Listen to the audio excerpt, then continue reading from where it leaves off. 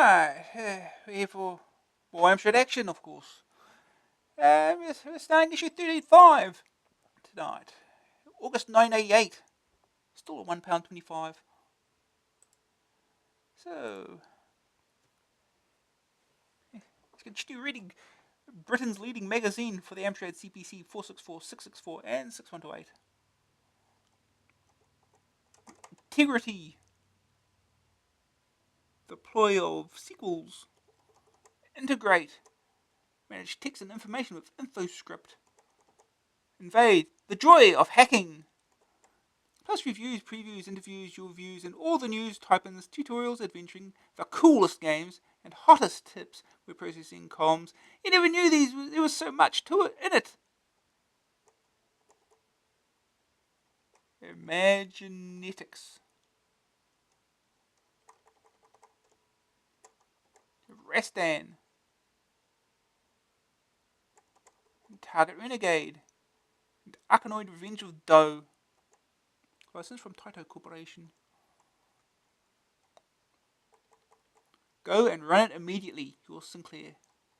It's that good. The lineup for Amstrad Action, August 1988. Reaction. Dear AA, if there's one thing about software houses I can't stand, reader writes. And Sugarman takes up his new residence. They've moved him again. Scene. Here is the CPC news. What's happening and why. If it's worth knowing about, you'll find it here. Helpline. Problem solved. Questions answered when in trouble or in doubt. Run in circles, scream and shout. Then turn to the helpliners. Books. What you ought to buy at all costs and what you should miss at all costs.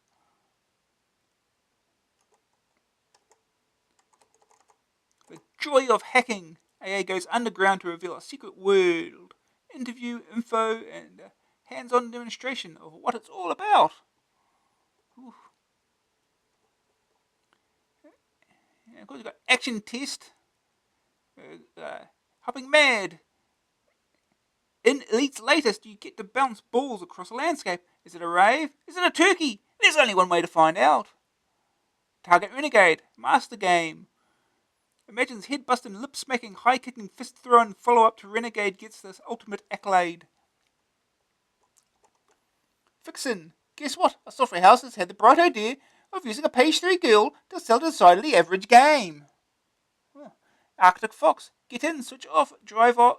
Get in, switch on, drive off, and shoot nasty aliens. It's no fun, or is it? Then you got previews. We reveal what's coming soon to the CPC. Heroes of the Lance, and Mickey Mouse among them. Oh, and some bad news too.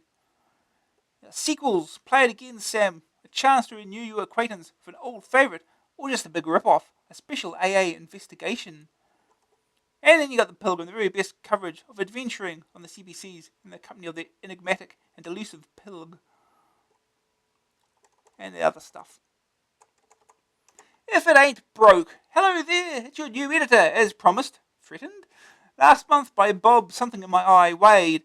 I'll hope you'll join with me as I wish him all the best for the future, and thank him for sterling service. He's been here right from day one, first of all as software editor, then as deputy editor, and finally for 17 glorious issues as editor. It'll be hard following in his footsteps, not only because of his incredibly large and flat feet, you didn't know?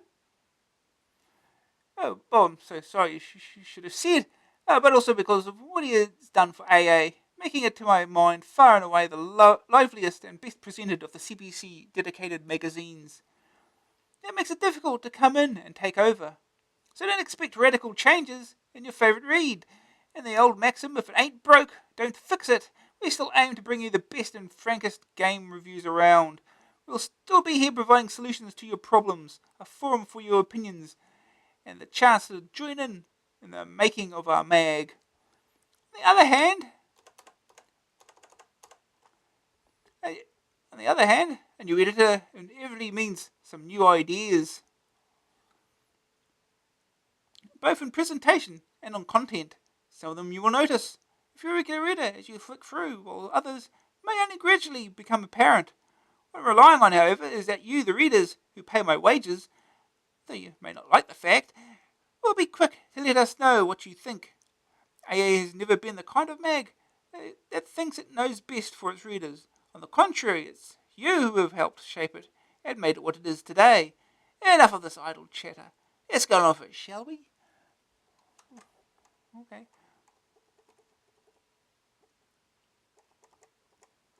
More adverts. Sideways adverts. Master Mouse. Reaction. Public programs. Are your type-ins or cover cassette programs public domain? Can I give my friends a copy of Deduct? Colin Young, Hamilton, New Zealand. Oh. Do I know this guy? No, you can't, without the author's permission, because copyright of material printed in a magazine is usually reserved by the author. Just in this one instance, we contacted Richard Barclay of Gremlin and secured permission for you to make one copy for your friend, provided no money is exchanged. As of this month, we are asking contributors to type-ins to indicate whether they are donating work to the public domain, and we in turn will indicate the fact when the type-in is published. Yes, don't just sit there grumbling and laughing about it. Tell the world. I don't suppose you youngsters remember when AA and Bob Wade started.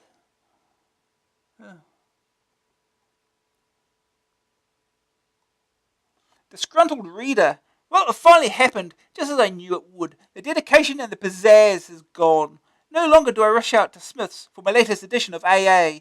You started to get bored, or so it seemed, and the editorial quality of AA, along with the lackluster reviews, started its slow but steady slide down the hill of greatness.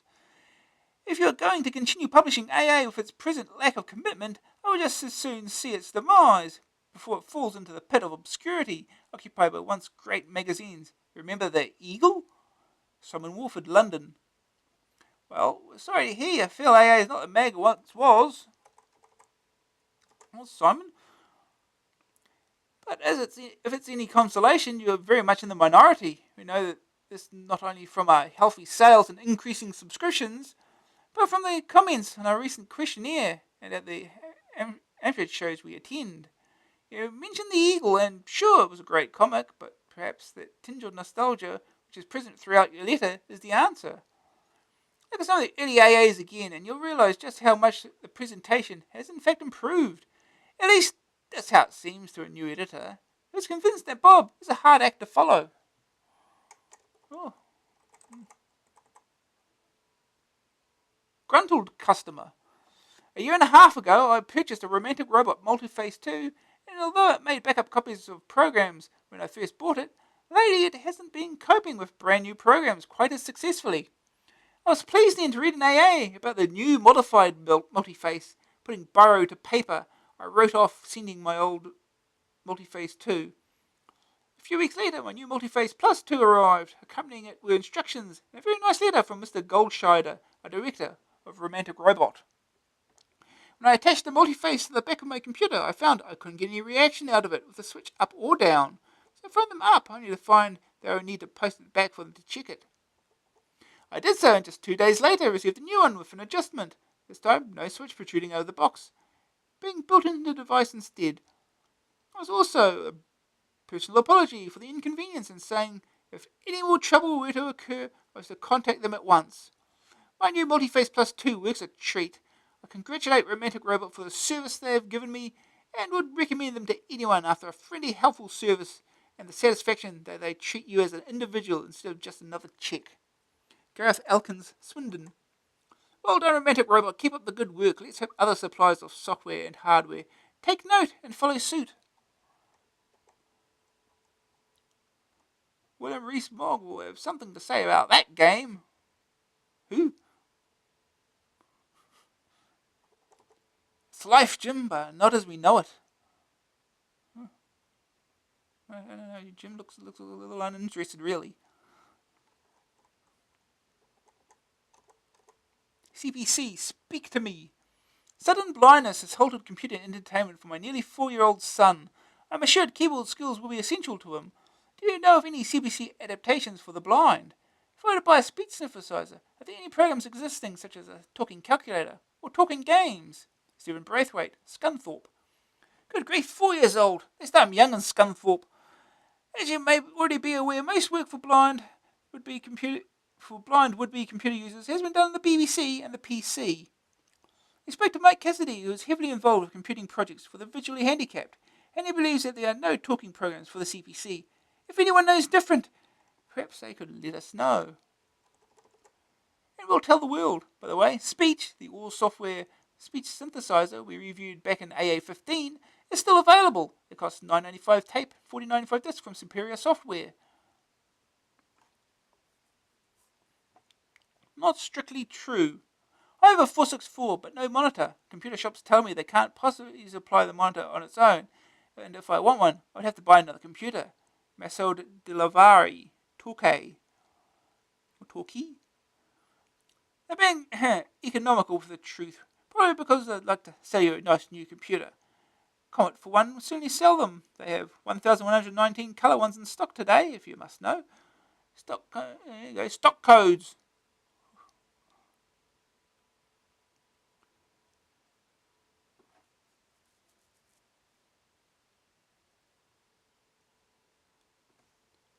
Sounds easy. How do I get stereo on the 6128? Dominic Corby, Chelmsford. You'll need an amplifier such as the Sound Blaster from Siren Software, which costs $29.95. It also features 2 loudspeakers. Alternatively, you could ask an electronics technical chap to whip up such a system.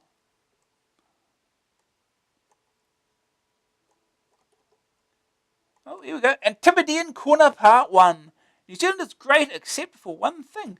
The other day I was reading the latest AA when I decided to splash out and subscribe because it would save a lot of money and also get a free game. Off I went to the post office to get some postal orders, but they didn't have them anymore because they were too costly. So he suggested I go to a trading bank and get a bank draft, and that would cost $10 to $15 extra. On the AA order form, you list access as a method of payment. A number of banking institutions here have access cards. Don't know if they do nowadays, though. So I was wondering if we could use these cards to obtain purchases from you. Or can you suggest a better method of payment? Can we find the current exchange rate and write out a cheque for that amount? Would you accept it? Please help me and all the other people around the world who would surely subscribe if they knew how to make the transactions. Danny Gilgreen, New Zealand. The situation for overseas subscriptions varies from country to country. I'm very surprised that a banker's draft would cost as much as you say. I suggest you ask in one to find out the truth. A better way of paying is to go into your local bank and ask them to send the money. They take the payment from you and send it over here using their credit card number. The current rate for a New Zealand subscription to AA is £30.80. So £30.18. And part 2. I live in Dunedin, probably one of the furthest cities in the world from England. And there's very little software around down here. The 2 shops retailing Amstrad software have between them around 150 titles, about 50-50 tape and disc. But they can never get any of the games I see in magazines like Tower City, Aliens in Las Vegas, or Attack of the Killer Tomatoes. The other problem is the price. An average tape game is $45, approximately £15. And discs about $60, approximately £20. Yeah, that's about right. That's how much it cost back then. Well, you could get budget games too, $10.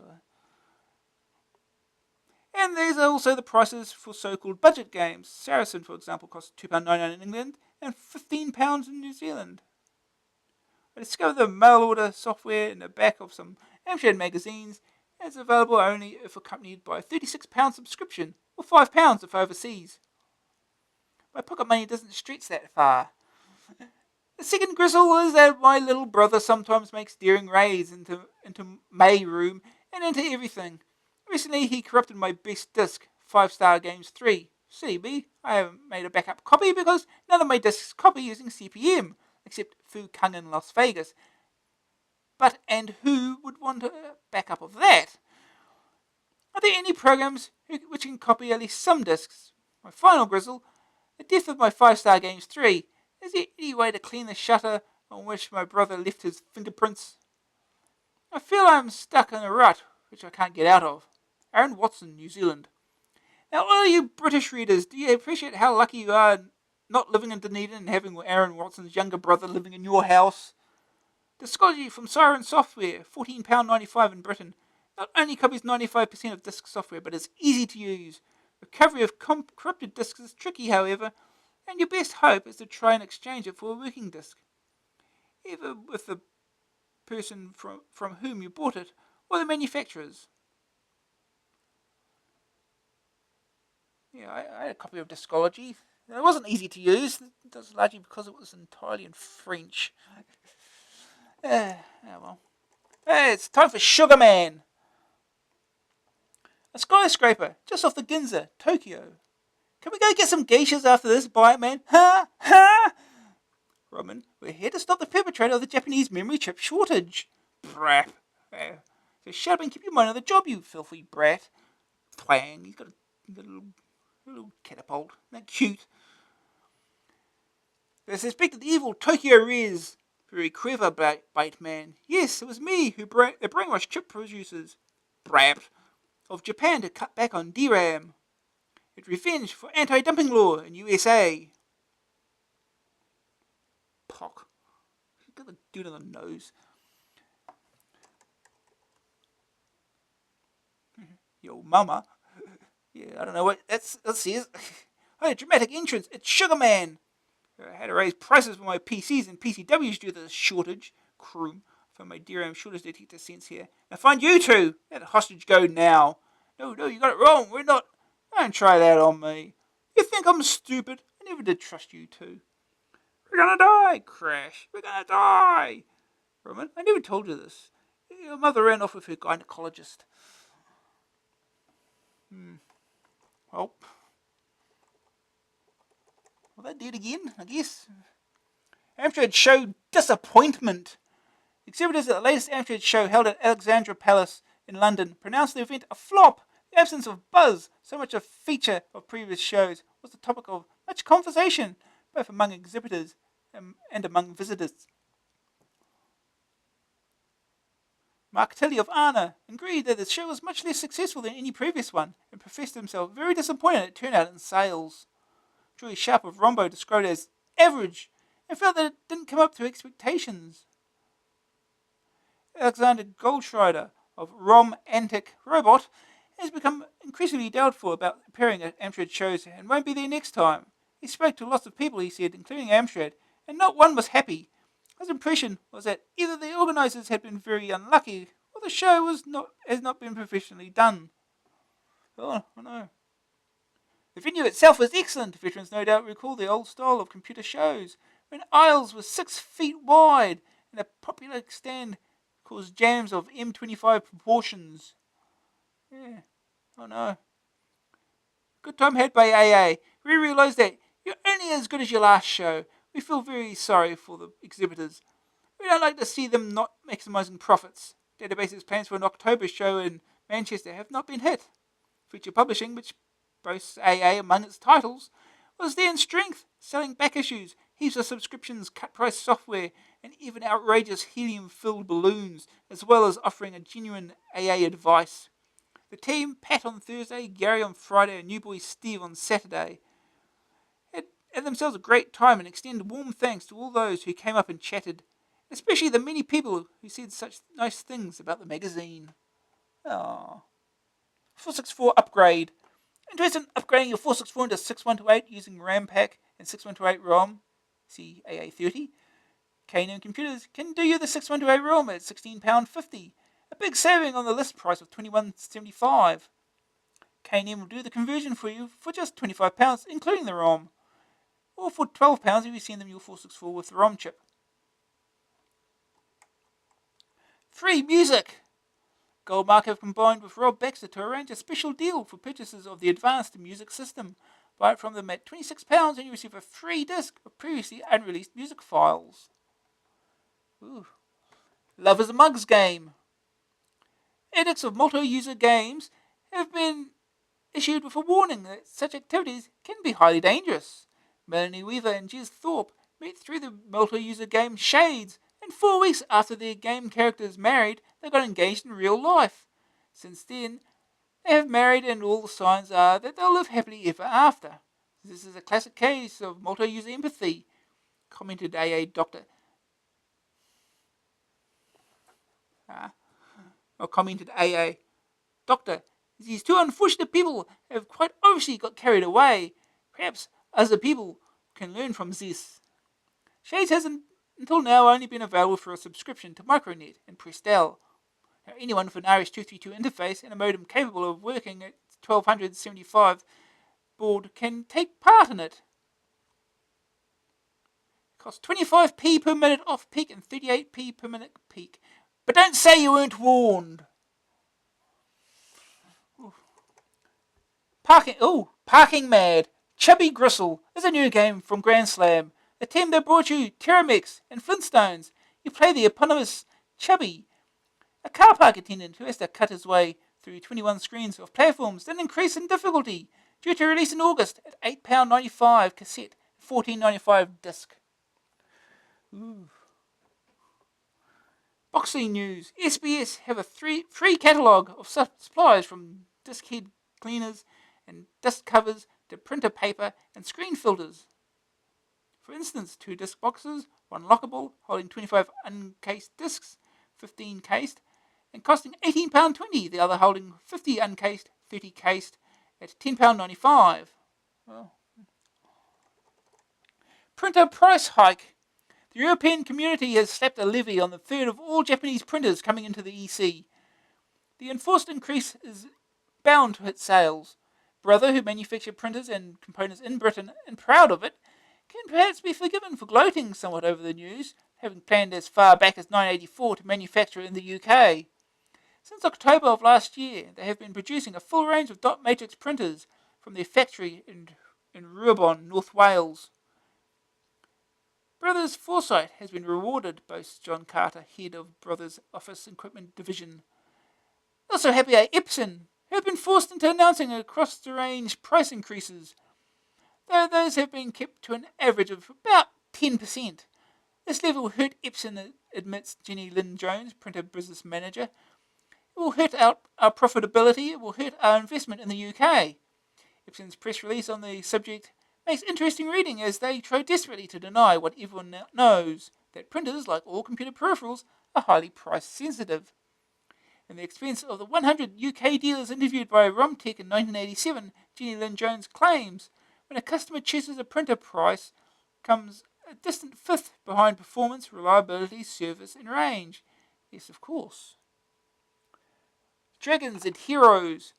Long and eagerly awaited computer versions of Advanced Dungeons and Dragons are due to arrive in September. The first release is Heroes of the Lance, an arcade action type game by US Gold, in which you control a party of 8 adventurers. Strategic Simulations Incorporation were to do the programming of Pool of Radiance, which was to be the first of the true role-playing style games, but it now looks almost certain that it's not going to arrive on the CPC. For the full story, see previews on page 42.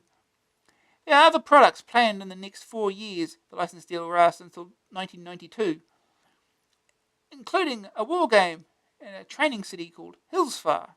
It's hoped Hillsfar will make it onto the CPC, but that's still a long way away. I don't think it does. Budget releases.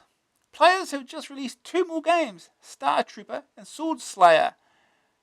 The former is an exploration shoot 'em up set in the secret HQ of Jabba McGutt. And the latter is a simple combat game for 1 or 2 players. The action takes place in a gladiatorial arena, with death the prize for the loser. Both cost $1.99 on cassette only. Beachhead by Americana is a re-release of the former full-priced game. Control a force that has to attack and destroy a fortress deep inside enemy territory. The game is split into several stages that require different skills to complete. It costs $1.99 on tape. Zeppelin games now come in 2 varieties, indicated by the colour of the covers. Red covers are games developed by Zeppelin's in-house programming team. They're $2.99. Blue covers are re-releases of old games or products developed outside of Zeppelin and cost $1.99. Frontline is a red game, in which you get to blast hordes of enemy troops with machine gun fire and grenades. Codename Matt in the blue range is a solid 3D shoot 'em up with a large portion of strategy in it, as you hurtle around the solar system, blasting the invading Myons. Airwolf is the second game to arrive on Elite's budget label, Encore. You play the part of Stringfellow Hawk on a mission to rescue the 5 US scientists that are held hostage deep beneath the Arizona desert, $1.99 on cassette. They haven't learned anything. It's not 5 scientists in the Amstrad version. You're probably lucky if you can get to 1. I think it's even possible. The latest game to appear on the Ricochet label is the old Lucasfilm game, Ball Blazer. You sit in the seat of a rotofoil and chase a ball around a large 3D playing area, trying to score goals. Your opponent can either be another player or the computer, which has various skill levels, $2.99 for the tape. There are 3 new releases in the Silverbird range: Stunt Bike Simulator, European 5-a-side, and Ninja Scooter Simulator. In Stunt Bike Simulator, you have 5 different tasks to complete while riding your motorbike. European 5-a-side is a 2-player game of football viewed from above the pitch. And Ninja Scooter Simulator is similar to many skateboarding games on the market. All 3 cost $1.99 on tape.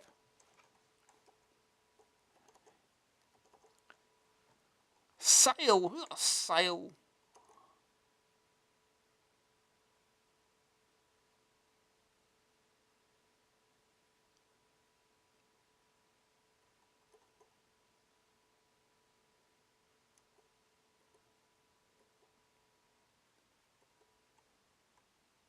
We've got some compilations even. Druid 2 Enlightenment new in at £4.95. Ooh. Bargain. Wordsworth, get the most of your word processor and printer this month. All you ever wanted to know about letterheads, but were afraid to ask. Go, you fancy letterhead. My letterhead. Don't pretend you're organised, McDonald. No one will believe you, Ed.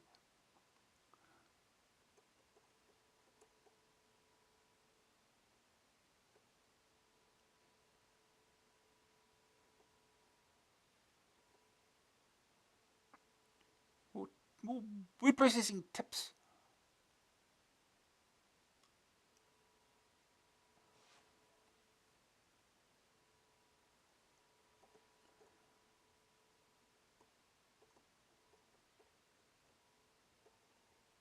Romantic Robot, they're still advertising. There's at least one of these in every issue.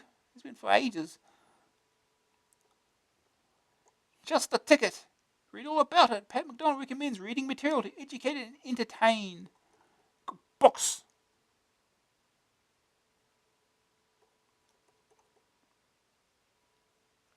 Last Resort. Most books reviewed here are hard to track down through a small bookshop. Though any title in print can be ordered if the full title, author, publisher, and international standard book number is known. The exceptions are Melbourne House Publishers Limited. The software side of the company was sold to Mastertronic. The publishing side no longer exists.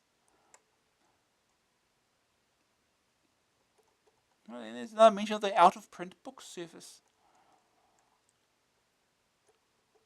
More books.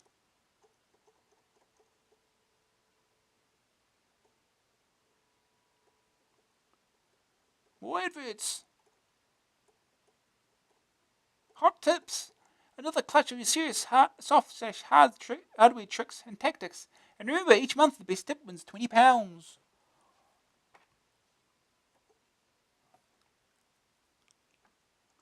Not fade away. Printer ribbons don't wear out, they just fade away. So why not try re-inking them?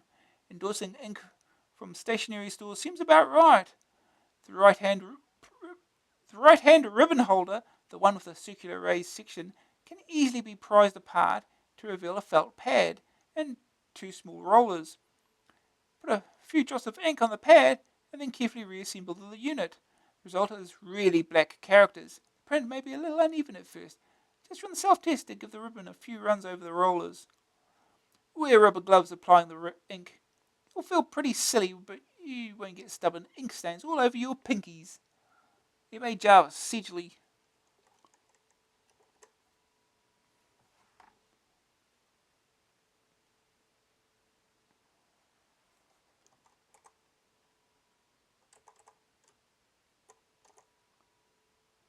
Stop press. You cannot load advanced Art Studio screen files into stop press. But you can load stop-press files into Advanced Art Studio. This file extension is SPS. Oh. Really useful tips. You get £20 worth. That's how you do it. You just send in a dozen tips. At least one of them is bound to get in.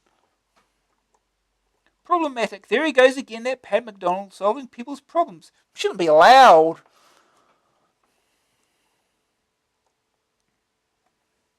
I saved a program which was 38,913 bytes long, but I can't save one of 40,574 bytes. It keeps coming up memory full. How much memory does save use? D. Holmes, Mid-Glamorgan. The save command uses a 2K buffer, 2048 bytes of memory buffer, to store data in. Although a 464 tape system has more usable memory than a disk system, a program of maximum size on the 464 should have a memory setting of about 40,500, allowing for a minimum of variables. Looks like you have to optimize your program, perhaps even split it into two.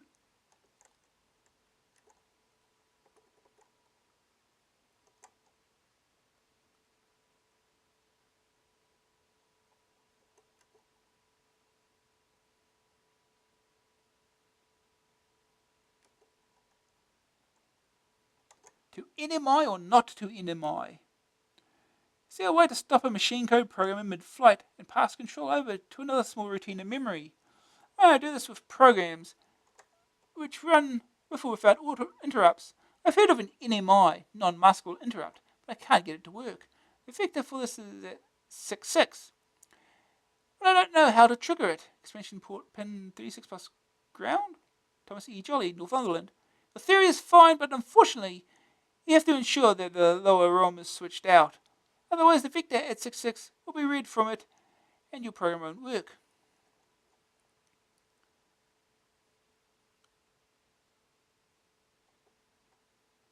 Career decision.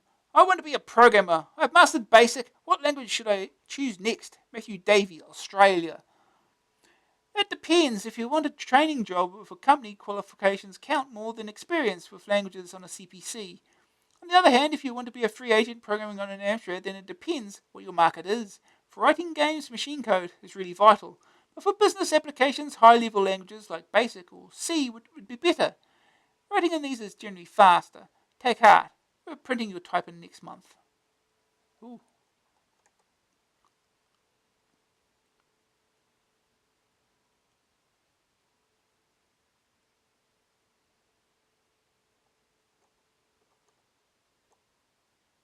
The man from Problem Attic, he say yes.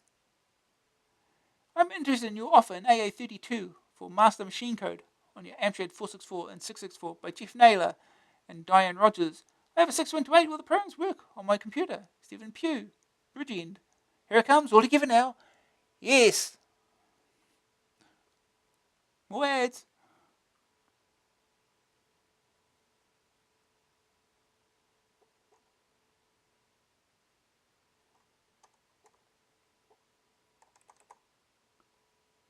Course winner, Version 3, the punter's computer program, not just a tipster program.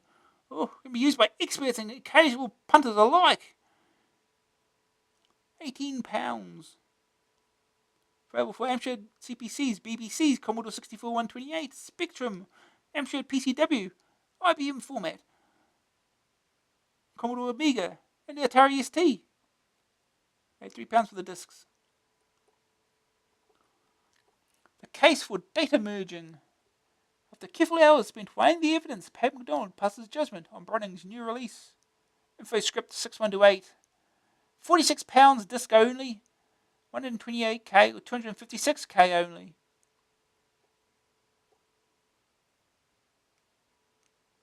Earthquake.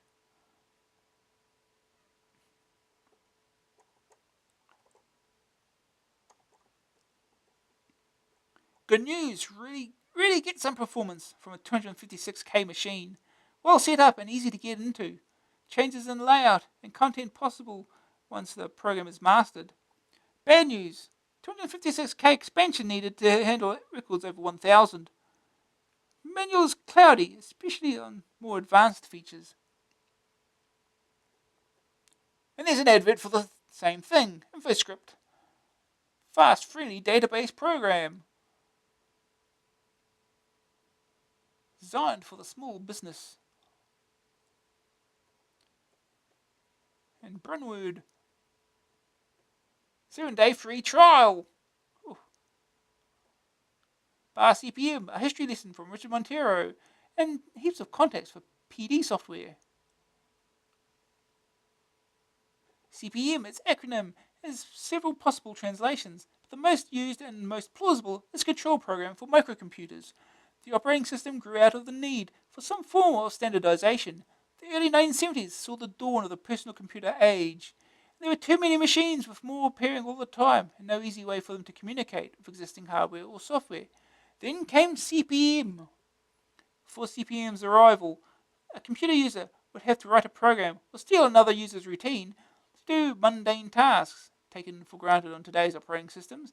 Gary Kildall radically changed this. This program or operating system worked on any 8-bit computer, assuming the machine had 16K of memory and contained an 8080, 8085 or Z80, like the CPC processor. The success of CPM was immediate and immense. It could be adapted to other micros quickly and easily. Computer manufacturers didn't have to reinvent the wheel, and at the time, it was the only operating system available that could control floppy drives. Ooh. Pioneer buyers of CPM were hobbyists, the type of bearded boffin heavily into homebrew hardware. Its chances of any two systems being alike were remote. CPM was the firm favourite of the buff. There's few modifications required to get the operating system running. Intergalactic Digital Research. Intergalactic was eventually dropped when a company called Digital Research went bust.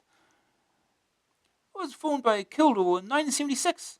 As the success of CPM grew, by the late 1970s, over 900 firms were using the system. Today, Kildall estimates that over 200 million copies exist, and over 300 computers make use of CPM, one of which, in case you didn't know already, is the Amstrad CPC. An interesting story surrounds MS-DOS, the IBM PC operating system equivalent to CPM. In 1981, IBM decided to enter the personal computer market, but it needed an operating system. For some bizarre reason, IBM thought that CPM was owned by Microsoft rather than DR. Consequently, IBM approached Microsoft to write a version of CPM for their forthcoming 16-bit PCs. Naturally, Microsoft couldn't sell such an operating system. Rather than lose out on a lucrative business deal, Microsoft came up with an alternative, MS-DOS.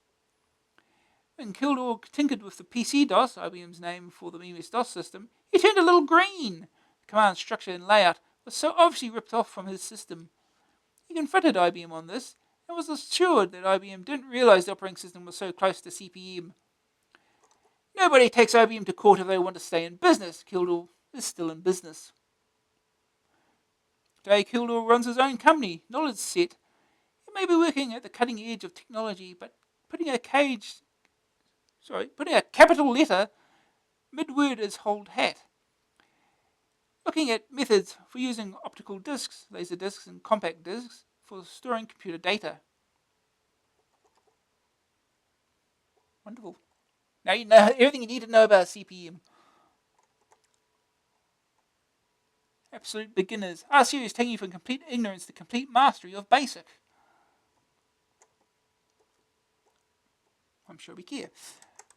Oh, new low price ST. ST price increase. Due to a worldwide shortage of memory chips, prices of many computers have gone up. From April 1988, the Atari ST range is also likely to be affected. A little late, aren't we? Yeah.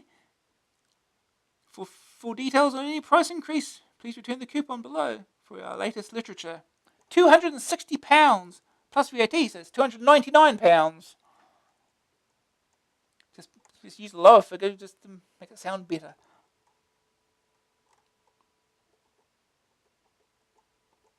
Atari ST. The joy of hacking. Writers write, taxi drivers drive taxis, typists type, and hackers hack. But what does hack mean? Pat McDonald shines a light on the world shrouded in ignorance. Hackers wear dark glasses and black suits and break into computer systems to steal money. Everyone knows that. This may be an exaggeration on the common view of the hacker, a symbol of power in a technical age. But the image is of such people as lone teenage boffin vandals. Hackers have only themselves to blame. Those interviews where a human silhouette offers pronouncements laced with jargon to an interloper who doesn't understand a word. The alleged reason for this dramatization is that hacking is a criminal activity. In fact, there is no legislation covering hacking at all. But surely hackers can be prosecuted under existing laws relating to copyright or intellectual property rights. Legal experts, as is their legal experts, as is their wont, have equivocated and disagreed. No legal precedent was established until the Lords gave judgment on one or two minor points. Okay. Hacking tools. Your fingers. Gary is consistently amazed at how people find cheats for games by typing obscure combinations on the keyboard. Often these have been put in by a programmer to test out a game, and if there by oversight, a variation is to type in a keyword to a high score table. This often generates strange effects, not always beneficial. A protection buster, 10 to 15 pounds. Goldmark Systems produced a good deal of software to get around various protection formats. The argument against such programs is that people who use them are potential pirates. Furthermore, posts discovered with them can't be transferred easily to other versions. Nevertheless, they are useful to the beginner. A hardware imager, 40 to 50 pounds. There are now a few different devices on the market. The one with the highest backup specification is Romantic Robots Multiface 2 Plus. These devices break into programs at the touch of a button. Once in, it is a relatively simple task to come up with a poke. Knowledge of machine code. There's no substitute for an understanding of how the machine works. A disassembler, 20 pounds. This is a program for taking raw machine code and displaying it in assembly language form for easier understanding. Machine code reference books. See this month's book reviews. The Hacker's Handbook 3 by Hugo Cornwall, published by Century Hutchinson Limited at £6.95. Anyone who wants to learn more, although not CPC specific, and nonetheless contains a good selection of anecdotes and advice. And last but no means least, a tutorial book to get you started.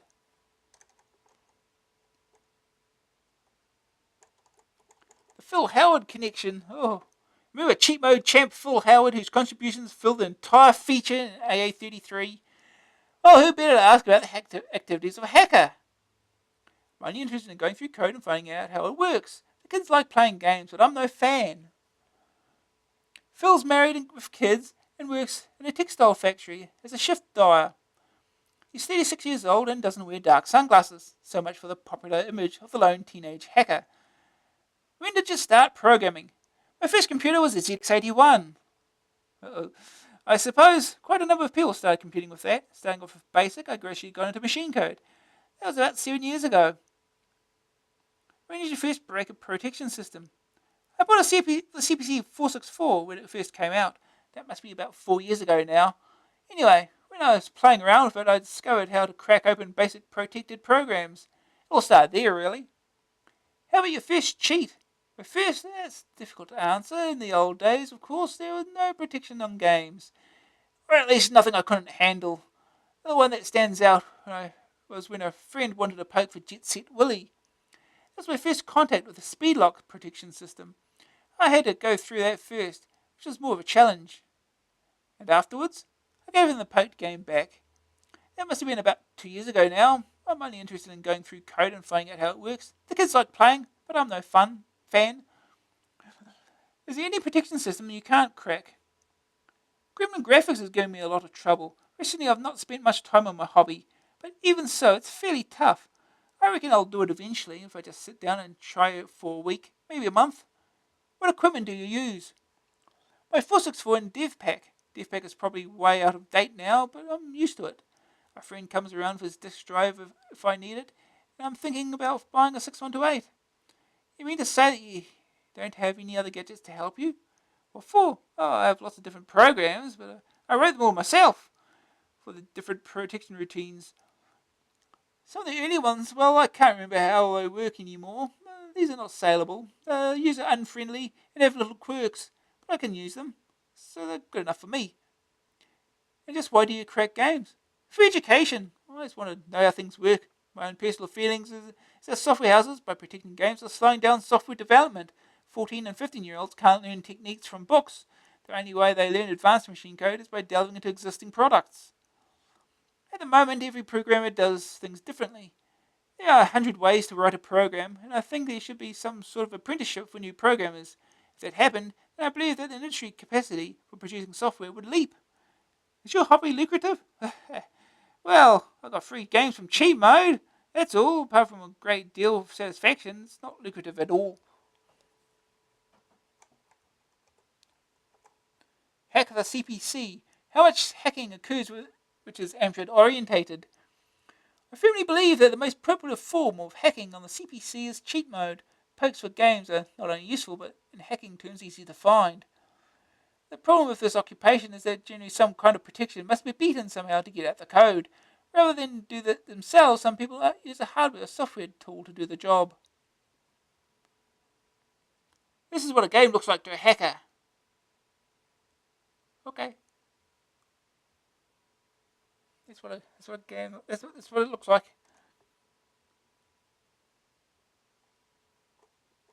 Discount software from NJC Supplies.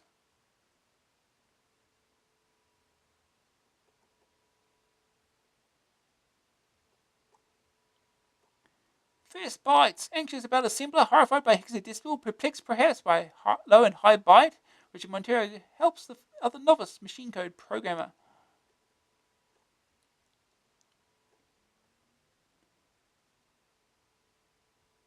Goes all the registers on the Z80. I think you ever wanted to know. Helpline, where eager Amstrad experts offer assistance. Loads of games. Yeah, okay. That's very clear. Loads of games.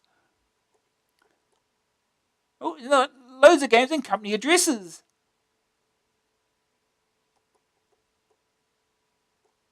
Another one with loads of games.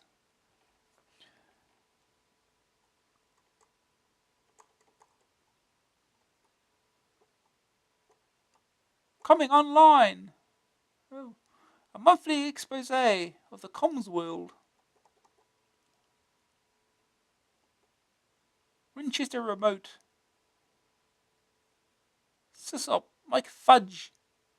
Oh.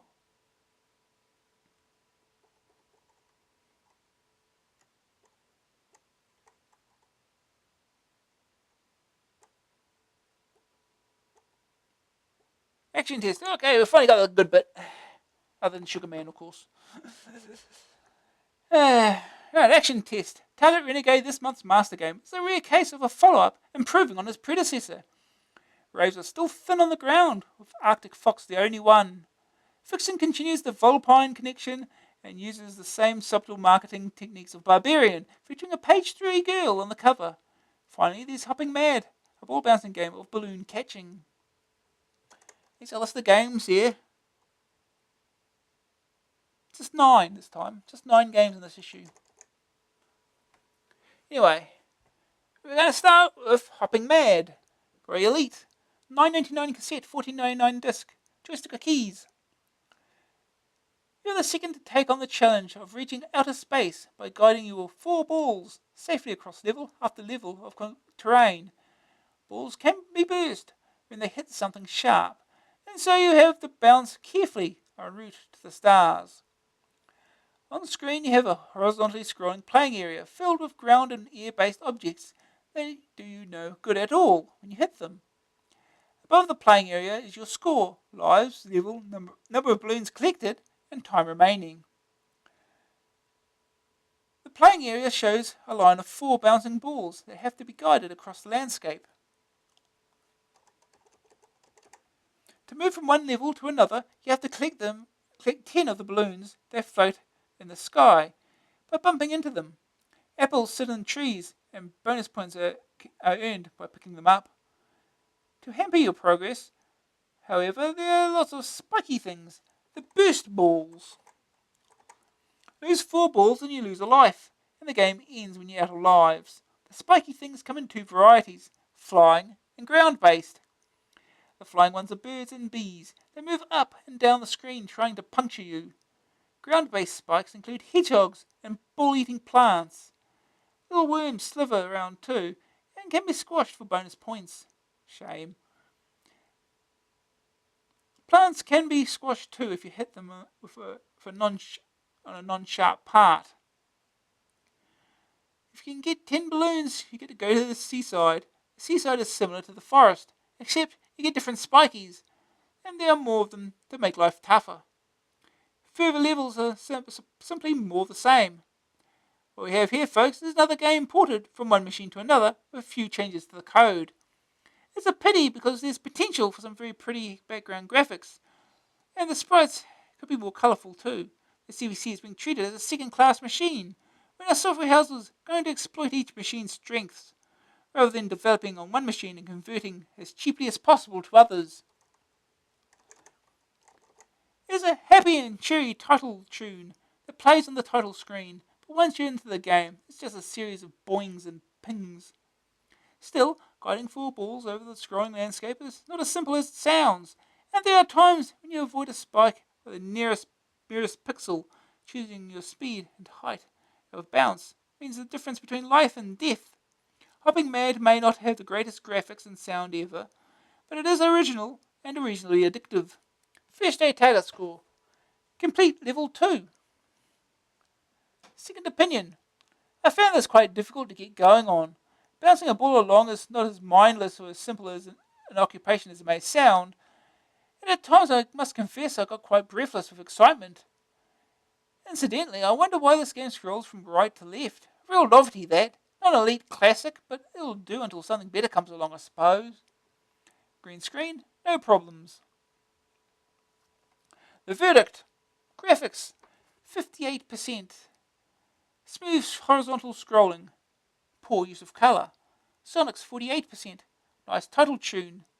Pity about the sound effects. Grab factor, 65%. Simple idea, just bounce along and collect balloons. Difficult to stay alive for long in your first few games. Staying power, 58%. Precision ball bouncing is soon second nature. Every level is basically the same. AA rating, 62%. An original idea well executed. Ah.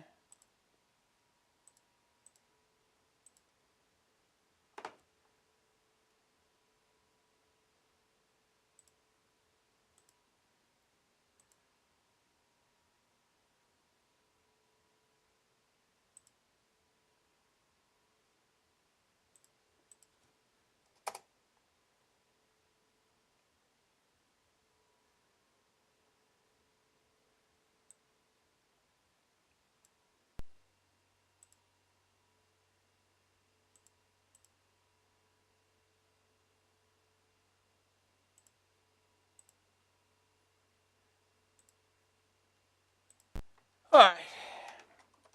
Let's get going.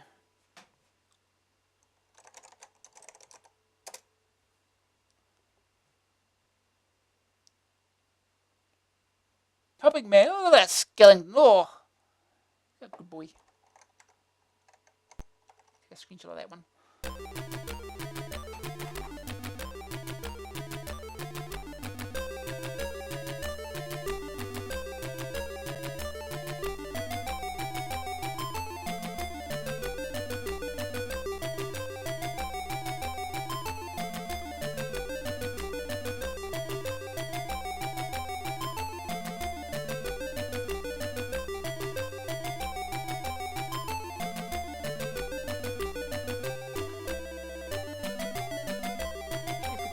Joystick selected. Coding by Deal Tash. Lyrics by Lizzie. Or Elite 988. Neil, Lizzie, Steve, Paul, Ian, Winco, Andrew, Anthony.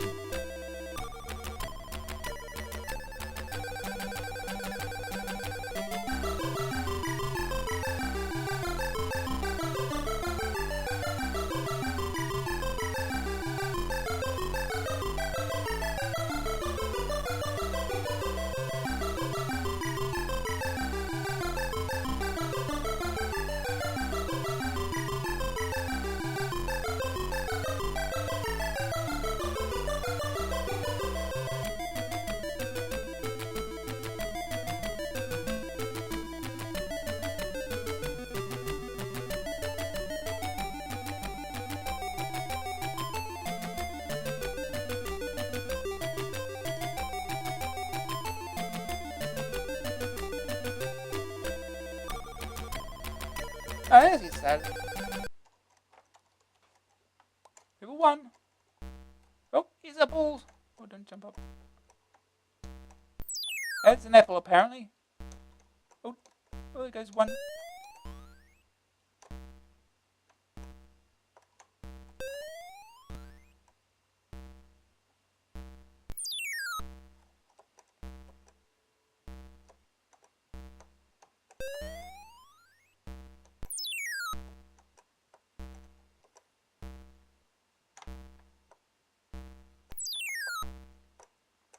Oh, jeez.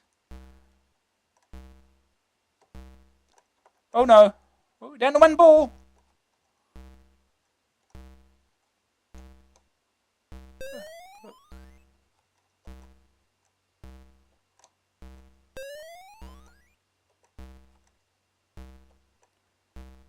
Oh, there's a giant bubble. That's probably diddly.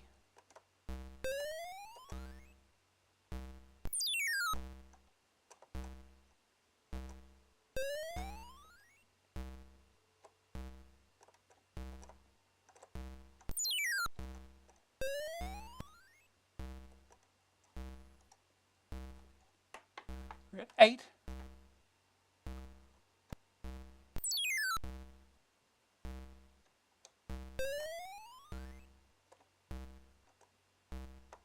Oh, it's that one.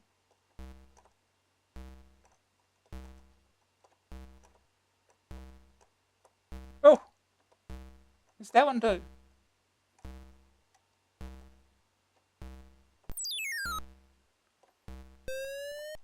Okay. That's level 1 done. Level 2.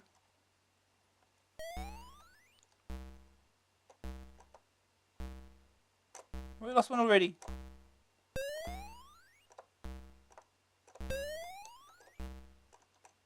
And another.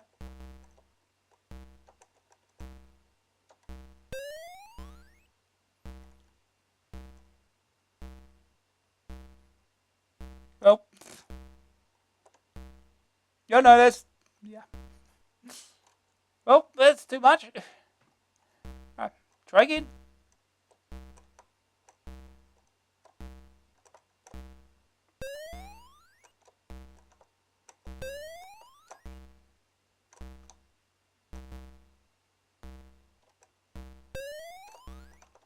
No.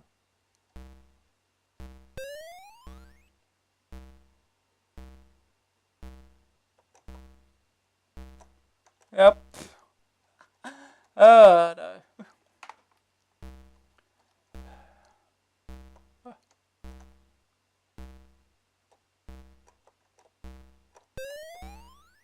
Oh, no. And boot. Oh, that's it. Well, that didn't last long.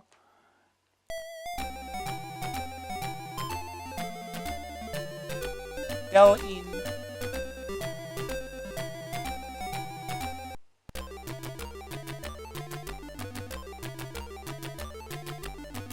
Try again. Try again.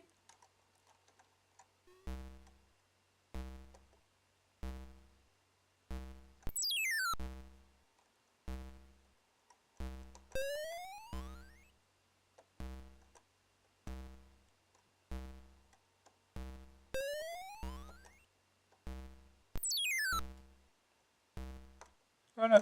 Hedgehog.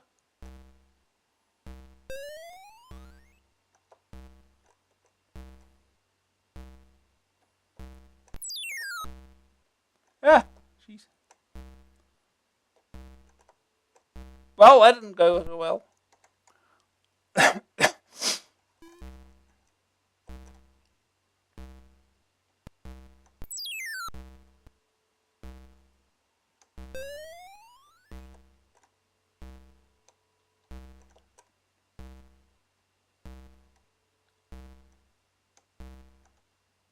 Got the last one, huh?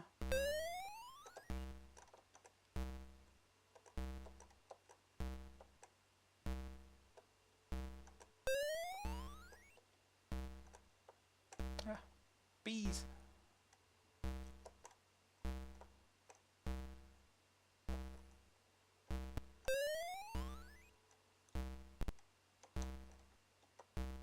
Oh, come on.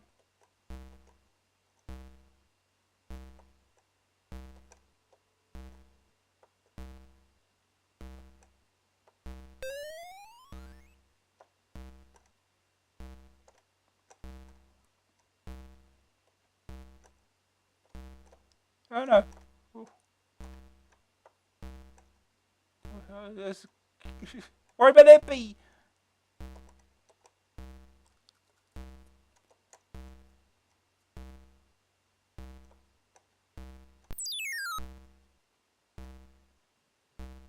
Bird.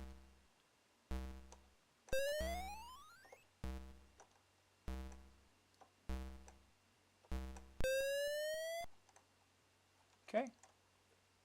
Level 2.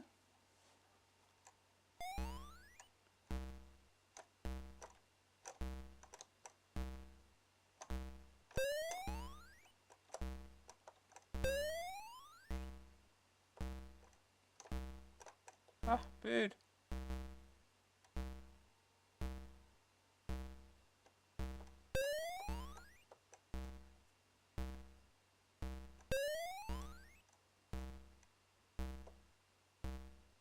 Well, that's close. Oh no! How are you supposed to dodge all that?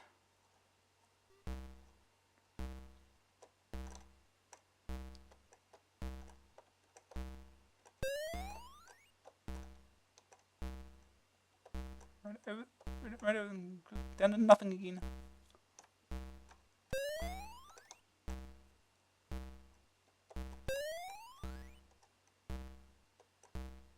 Well, right into it. That was stupid.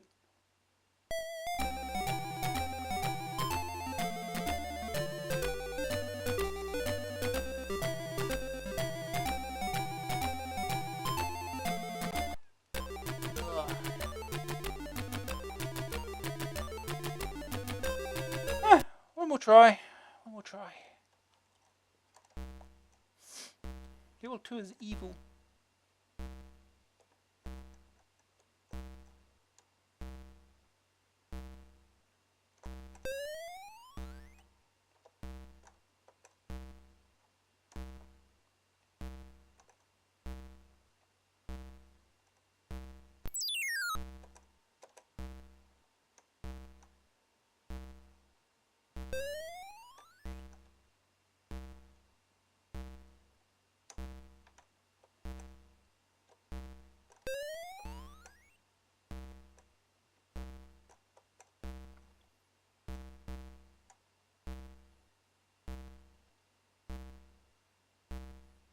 Of course. Birds.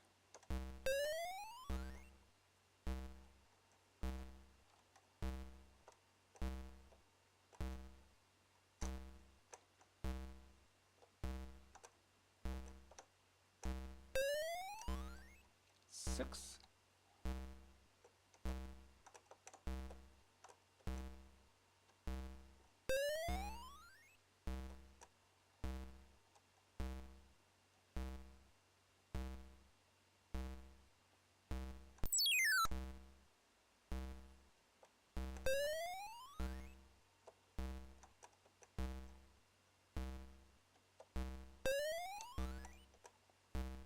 One more. Oh no! Ah! A hedgehog. Do it all again.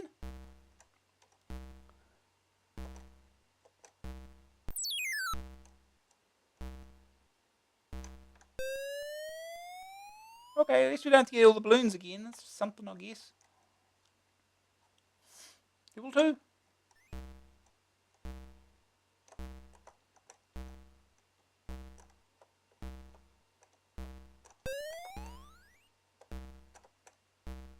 Oh.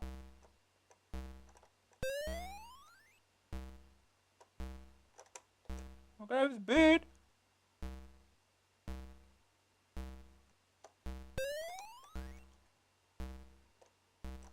Oh, missed it. Nope. Trying to get between them, that's not easy to do.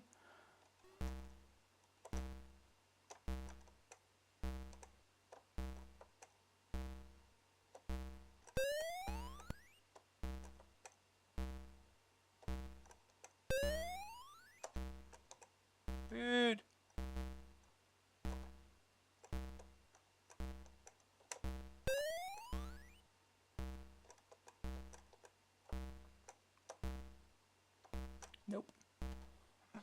Nope. Bum, ba, bum, bum.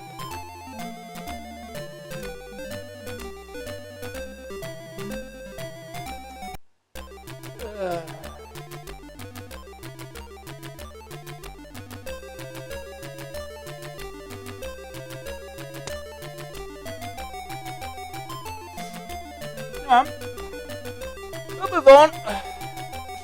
You two is mean.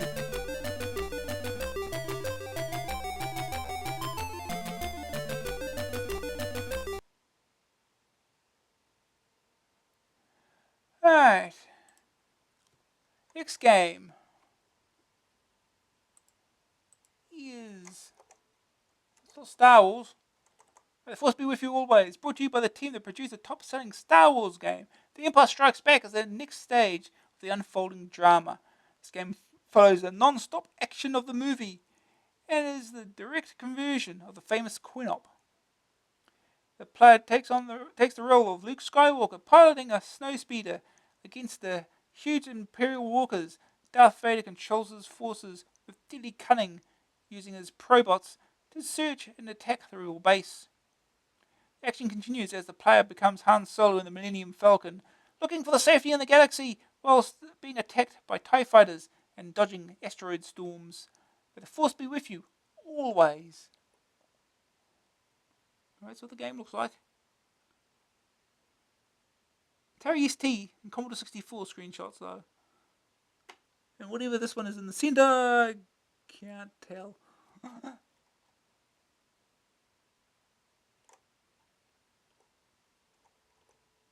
Next game is Target Renegade.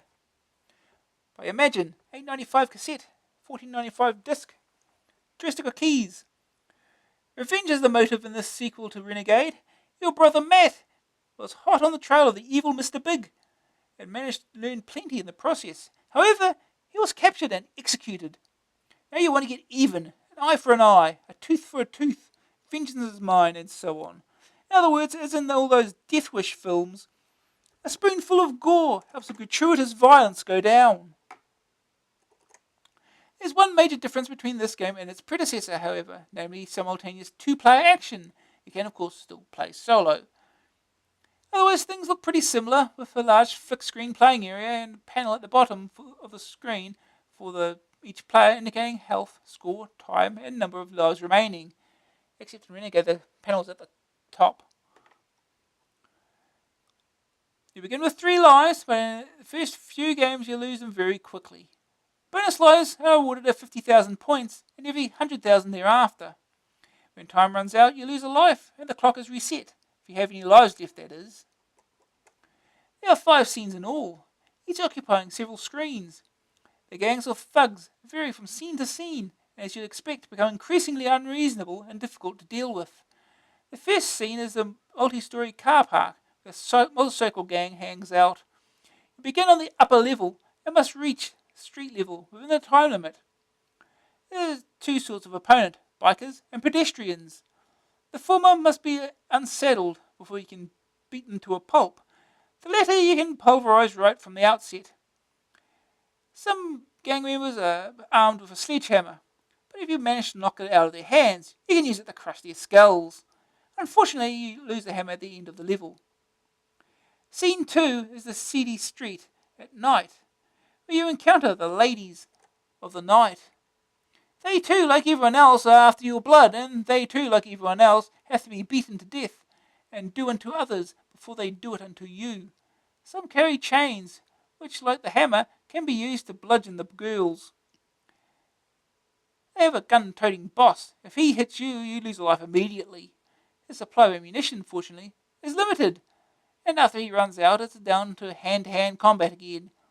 The boss also has a habit of hitting his girls and killing them. Not a nice chap to work for. The park is the next stage. You come across a bunch of skinheads. Again, after your blood. Don't you have any friends? Some of the gang headbutt you and others use a club to brain you. Scene 4 is the shopping mall, where the Beastie Boys and their dogs loiter with intent to kill. How did you guess? When you finally battle your way to the end of the level, you get to visit the bar occupied by Mr. Big's bodyguards. Get past them, and it's time to wreak a revenge on the big guy himself. In Renegade, you play two-handed, one for movement and the other to attack. This was inevitably a little awkward until you had had some practice and mastered the technique. In the sequel, however, the controls have been simplified, so you only have one attack key. All the old tricks have been left in, such as being able to beat someone's brains out while they're lying on the floor. Though this time round, you don't actually get to see blood, red or blue, spurting from heads. The graphics are just as good as in Renegade, with good clear colour and well animated figures. Sound effects are average, and the continuous tune that plays can be turned off if it gets too irritating. It does. Apart from the simultaneous two-player option, Renegade offers nothing new. That one feature does make a difference, though, because now you can get a friend to join in and have a good time kicking and maiming together, bearing in mind, of course, that it's only a game. On the other hand, the two-player option is not the walkover you might expect, because more opponents are thrown at you to make life and death more interesting. Another disadvantage of the two-player game is that you can hurt each other if you're not careful. The ability to pick up the weapons and use them against the gangs gives the game a little more excitement. Completing the levels within the time limit isn't easy, and very often there will only be a few seconds left on the clock. After you've seen all the gangs, you may lose interest, but until then you have plenty of fun with all this gratuitous violence. First aid target, complete level 3. Who's our second opinion? Yeah, second opinion. It's strange to me to see just how compelling the two-player option can be. Working as a team is much more rewarding than solo play. I'd like to see many more games with that attraction. On the minus side, Target Renegade is simply a spiced-up punch-and-kick game. It is to be hoped that programmers will include new features and add more. Green screen? No problems. The verdict. Graphics 87%. Characters well animated. Colourful and detailed graphics. Sonic 74%. Atmospheric tune plays constantly. Sound effects good too. Grab factor 93%. A very good combat game for one player. And even more fun for two. Staying power 81%. 5 large playing areas to fight through. Not quite so enjoyable once you've seen all the gangs. AA rating 86%. Excellent sequel to a very game. Okay, now we get to play it.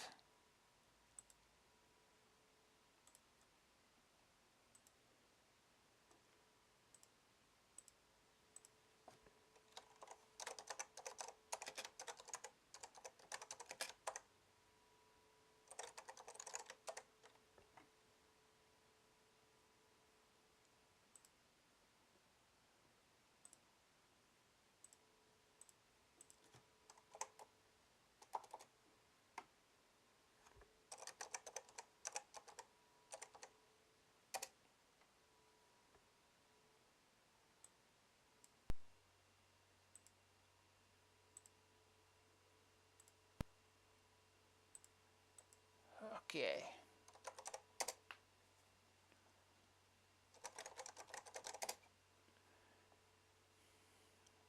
Here we go.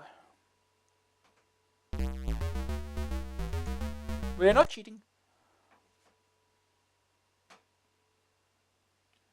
Graphics D. Drake. Programmer M. Lamb. 1988. All rights reserved.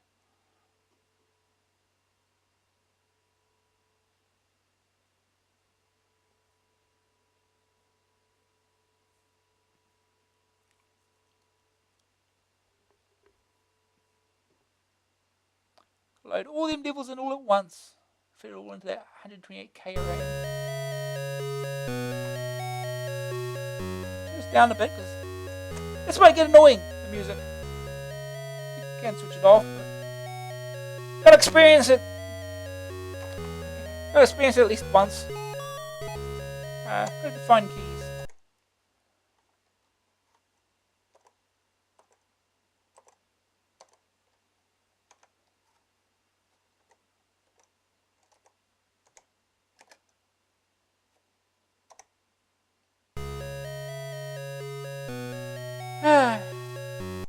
Let's go.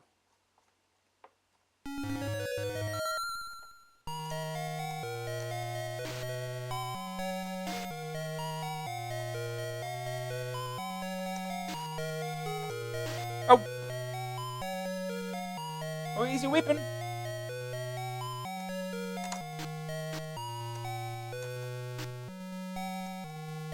Thank you. Mine. That's the sound a sledgehammer makes when you hit something with it.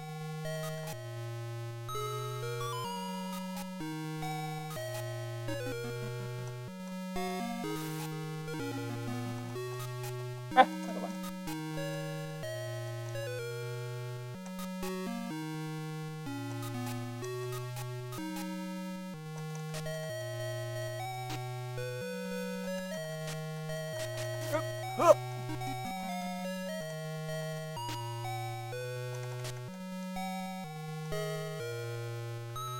And we just drop it, leave the sledgehammer behind. We don't need it.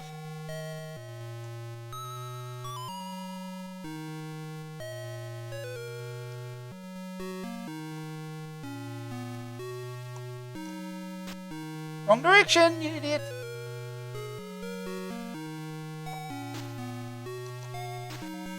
Oh, I got him off.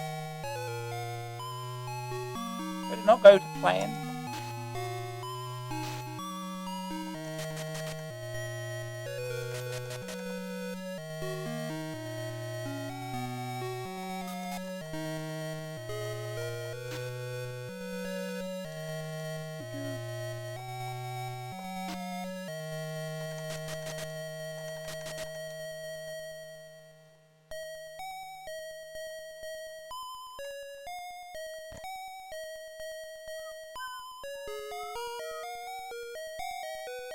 Okay.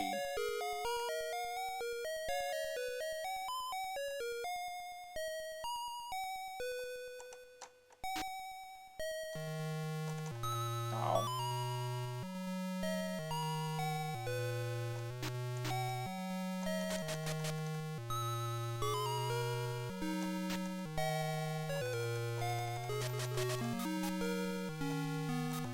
Oh.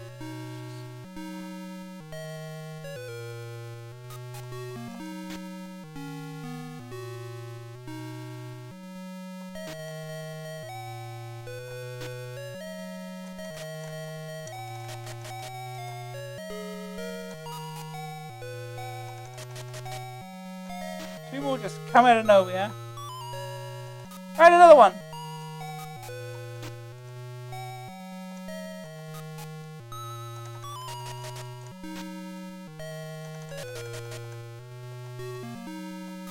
Ow.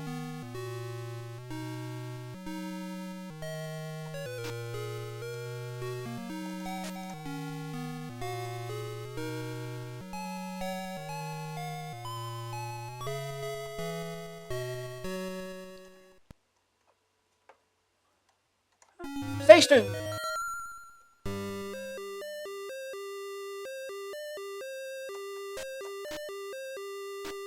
Bonk, like that. There you go. Perfect.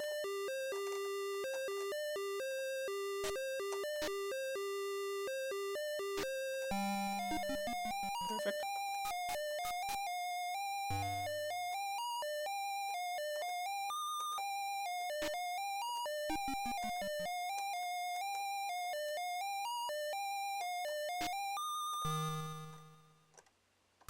Oh, jeez. That was mistimed.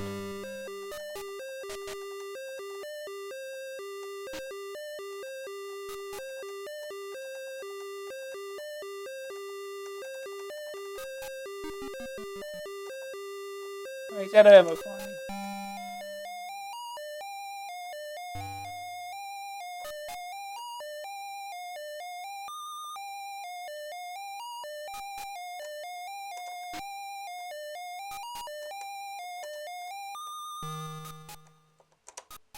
I don't want to punch.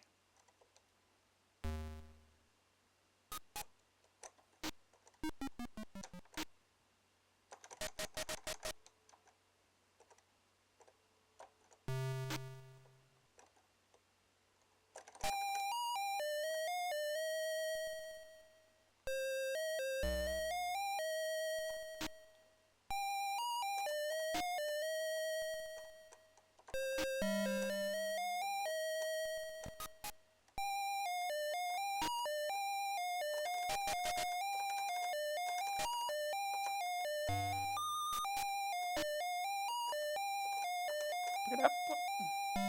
Pick it up, Ian.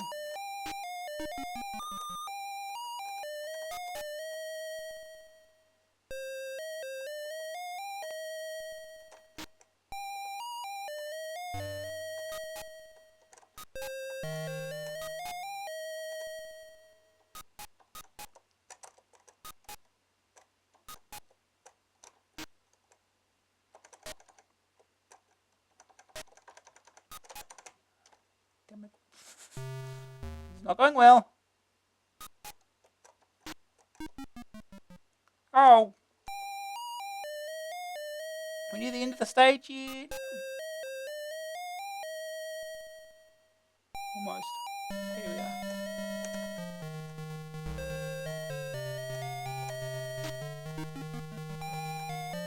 Ah! Ah! Ah! You guys, another life. That was terrible.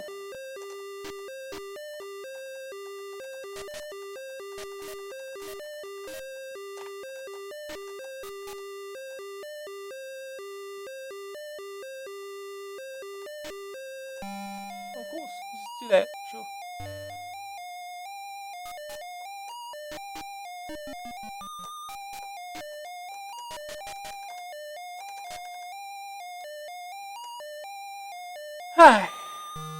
Stage 3. See if we can not die this time.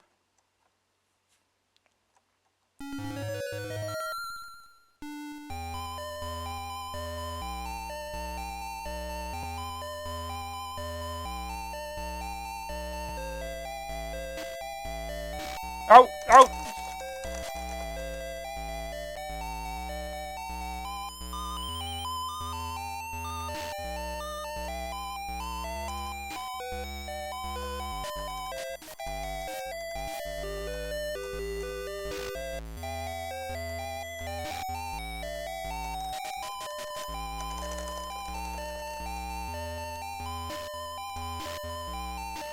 Ow! Well.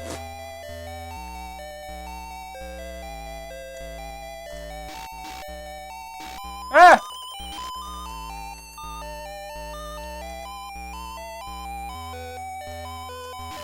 What?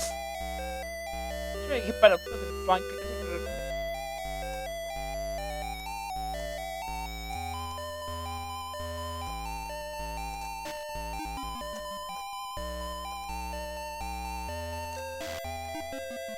Yeah, that. Oh, not dead yet.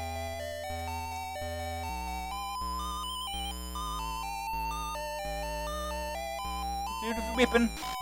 Not here yet.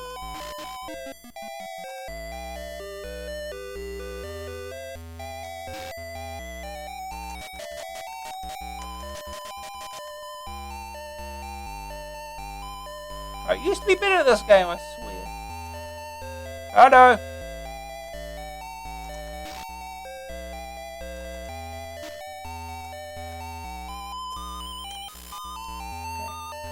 Got the weapon.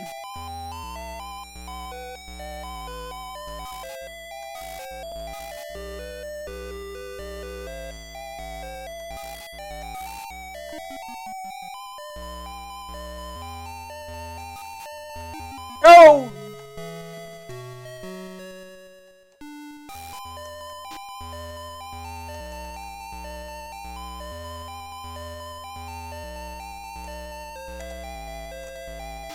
I can do that too.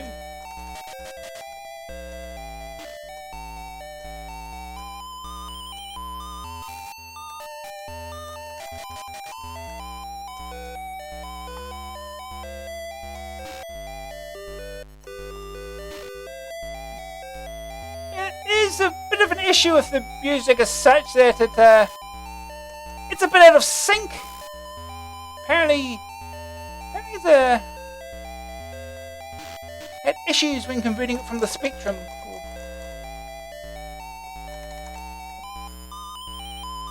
It sort of didn't do it right.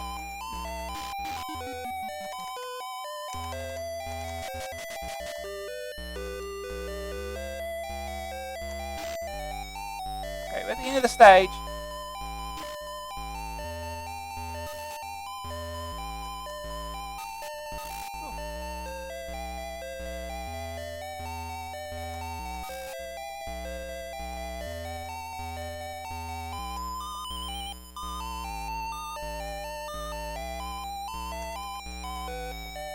That's not what I wanted to do.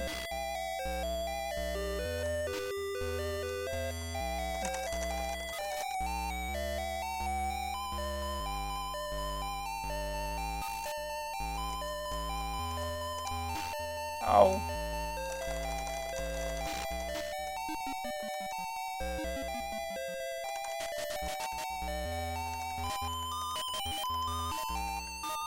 Oh.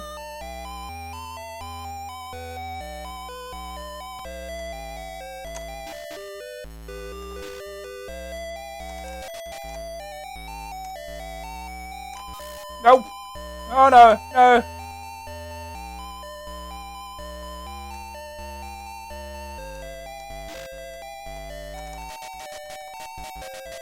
Okay. Getting extra life at 150k.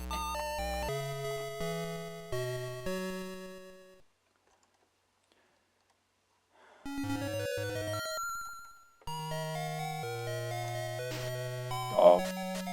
Yeah.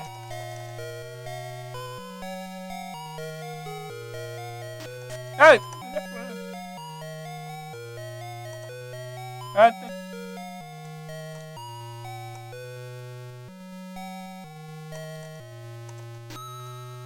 What do you stop for? Well, we just half our life already.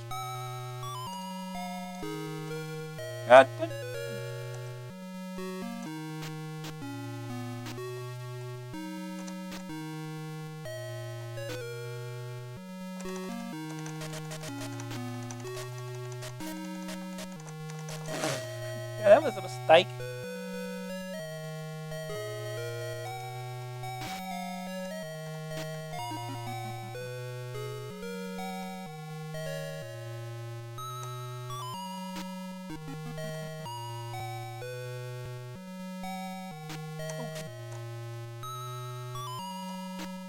Ah. Still not dead, somehow.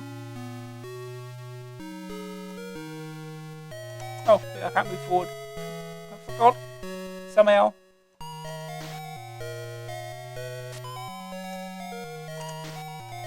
Oh, damn it.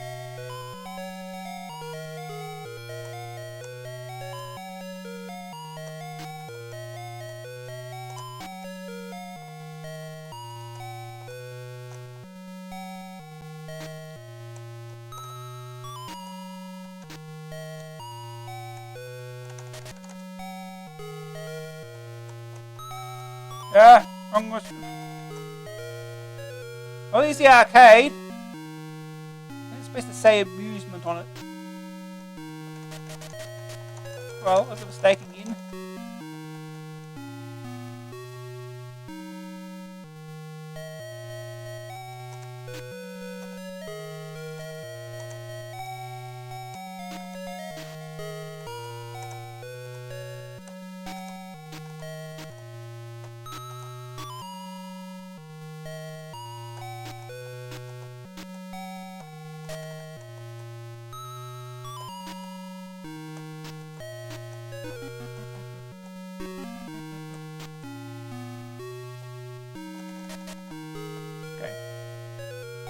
I've got to be careful because there's a weapon at the very end of the game.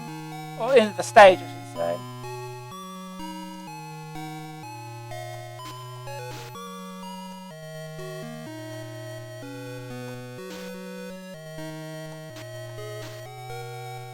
This seems to work.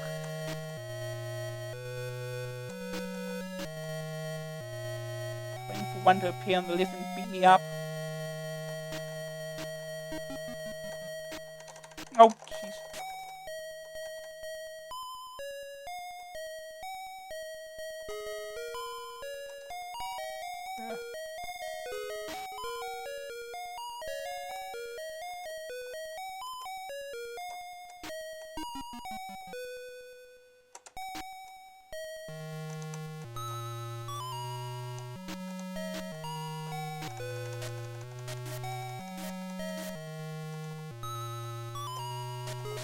Ow. Oh, not dead.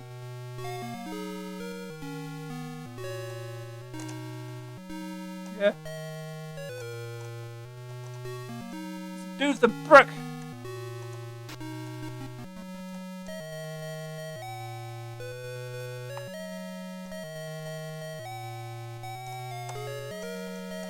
Thank you.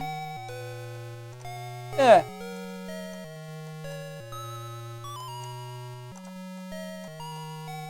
Ow. Oh, I can't get to it. Oh.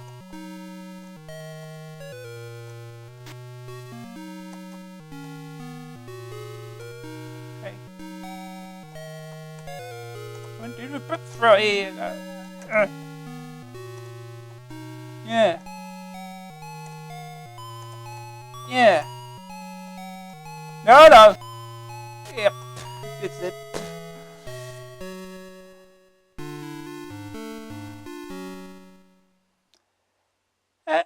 I haven't once CC'd Snow Bros yet. I've played through it. I've practiced save states on the 4th boss. I've gotten as far as the final boss on 1 credit so far. It's getting there, but get there eventually at least. Ooh. Anyway, that's target Renegade. That's the 4th, so there's only 1 stage after that. It gets harder. And every enemy ducks jump kicks.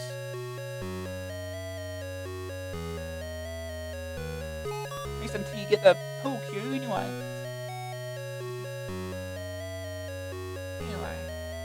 Move on.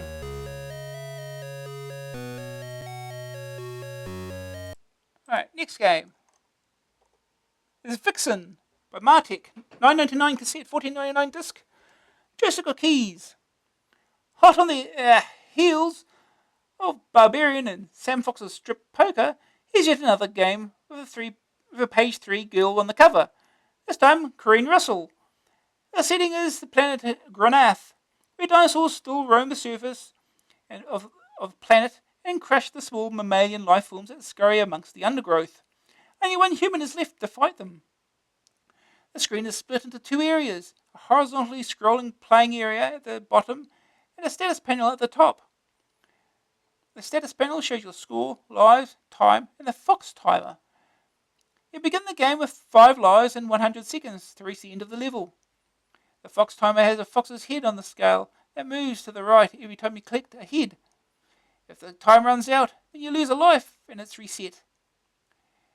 Play begins with you standing outside a cave entrance, whip in hand. Off you jog to beat those dinosaurs to pulp and reach the end of the level. Your reptilian foes come at you from either side. If they touch you, a life is lost. Some are tougher than others and they take a couple of hits to kill. As you charge around the landscape, you'll find another hazard that's just as lethal as the dinosaurs. Falling down the hole loses you a life. Oh no. Objects can be found hanging from trees and sticking up out of the ground. If you whip open the ones hanging from the trees, you discover a fox's head, which can be collected by jumping or walking onto it. The fox time is important at the end of a level, but more on that later. Ground-based objects contain gems, clocks, lives, and poison. Life objects fairly obviously gain you a life. Gems score points, and clocks gain you extra time in which to complete the level. If you manage to fill in the fox timer and complete a level within the time limit, then you metamorphose into a fox and enter the underground stage of the game. In this part, you have until the fox timer reaches 0 to finish the level before you lose a life. The stage is much easier to complete since the only danger you face are the holes in the floor. Lots of points can be picked up, and so can the Mega Whip, which kills any creature with a single hit. If you lose a life at any stage, the Mega Whip is lost. Best graphics in the game, it must be admitted, are the digitised loading screen of you-know-who. Vixen and her foes are reasonably animated, and although the fox is a little on the small side, it's no worse than the other figures. The horizontal scrolling of the landscape is not particularly smooth, but at least it's fairly fast. A jungle-style tune plays on the title screen, but the in-game effects are limited to mere whipping sounds and pings with a brief tune every time you lose a life. Original it ain't. There's nothing more to it than you just running around whipping things and collecting objects. The sub-level where you travel in the guise of the fox is far too easy, and the main part of the game where you're in human form is annoying because you can lose a life in an unavoidable situation. It would have been much better if a balance had been struck between the two extremes. One thing that it does have is 3 different play areas on the cassette or disc. It's no more difficult on one level than it is on another, but you do at least get the feeling that you're getting more for your money. First aid target score, 10,000 points. Second opinion. Mightek have a strange attitude if they think a game will sell, because it includes a full-colour poster of Corinne Russell. I don't think Amstrad are that simple-minded. When they buy a game, they want a game, not a sexist whip-em-up. Green screen, so-so. The verdict, graphics 69%, digitized loading screen is good. Poor horizontal scrolling. Sonics 59%, atmospheric title tune, feeble in-game effects. Grab factor 68%, simply a matter of killing things that move. Too difficult to begin with because of awkward controls.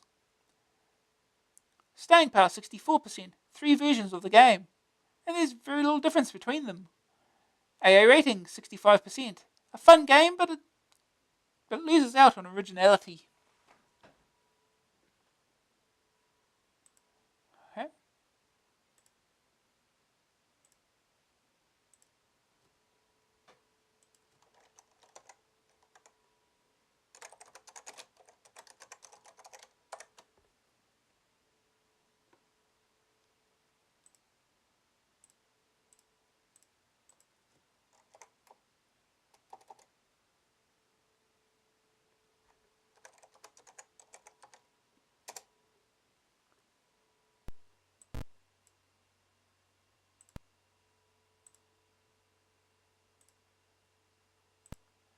Alright.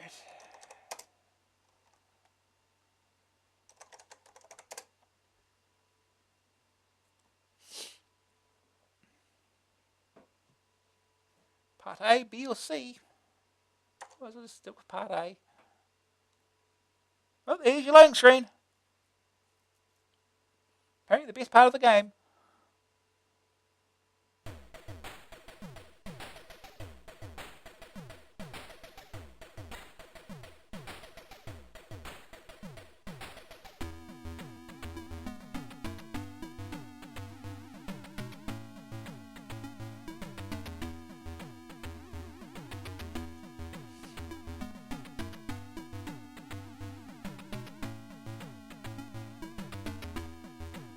We'll admit I first played this on a C64.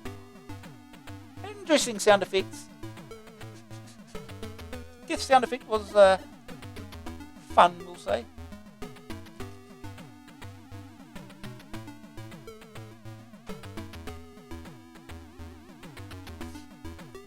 That's about the only thing I remember of the game in the first place, but still.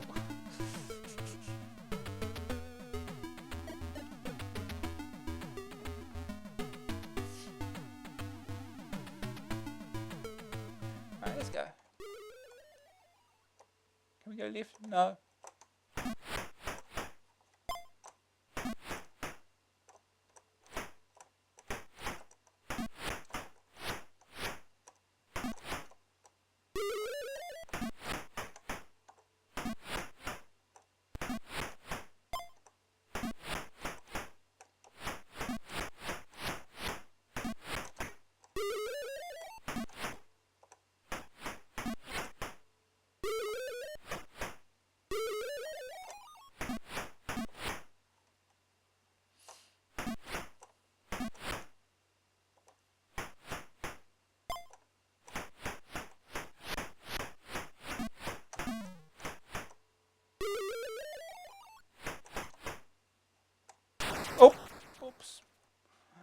Whoops.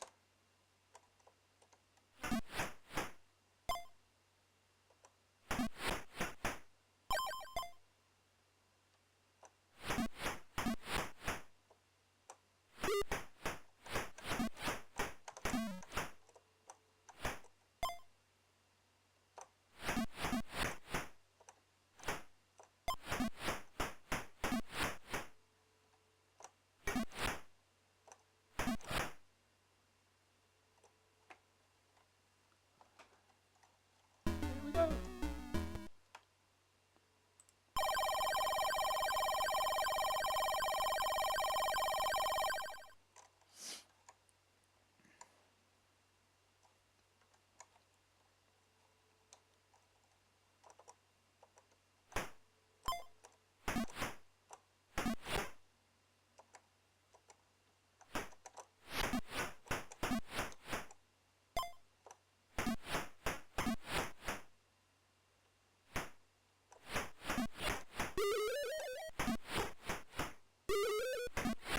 That's close.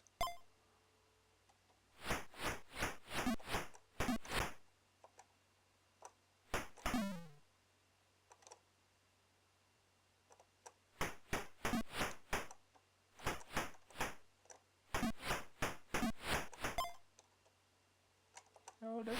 Yeah. See if we get killed by it or fall in the hole. Oh. Like that.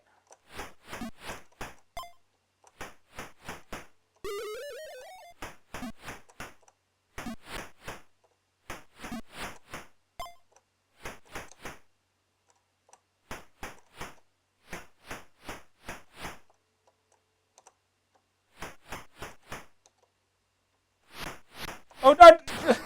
Stop moving forward when you whip. Don't do that.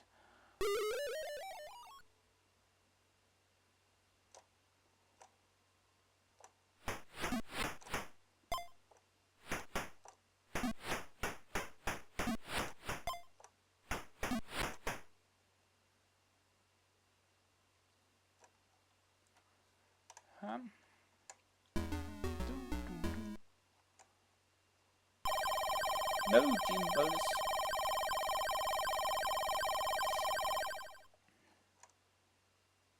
Now we're a fox.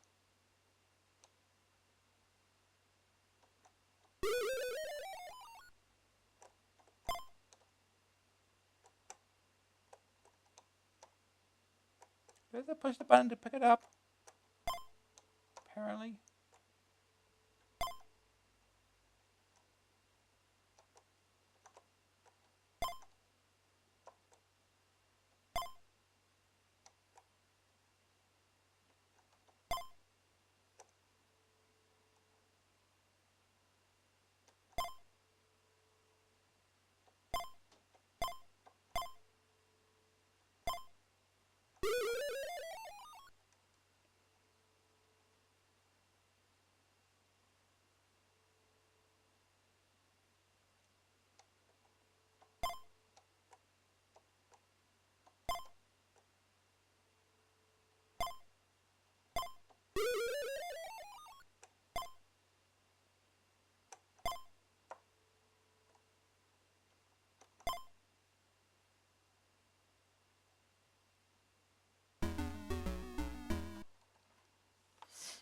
Gym bonus. Hey, got a gym bonus.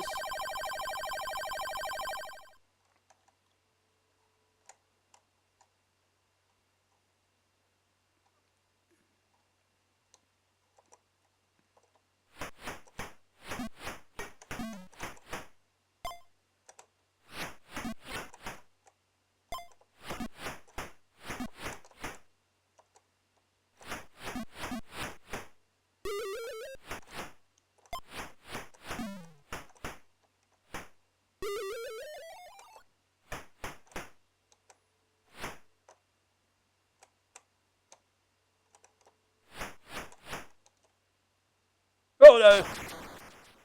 Oh, it was a little late.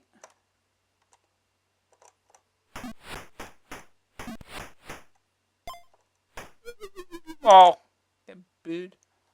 Full sage power lost. End of game.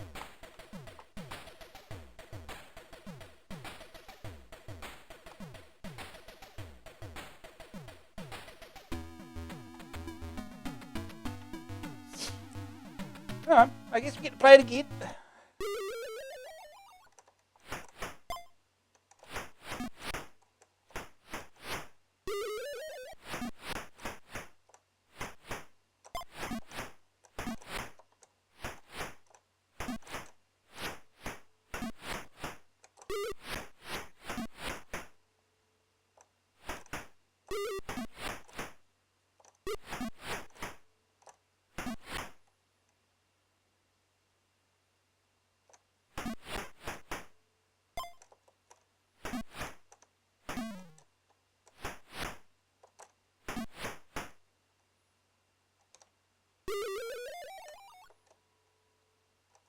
Yeah, I see that happening.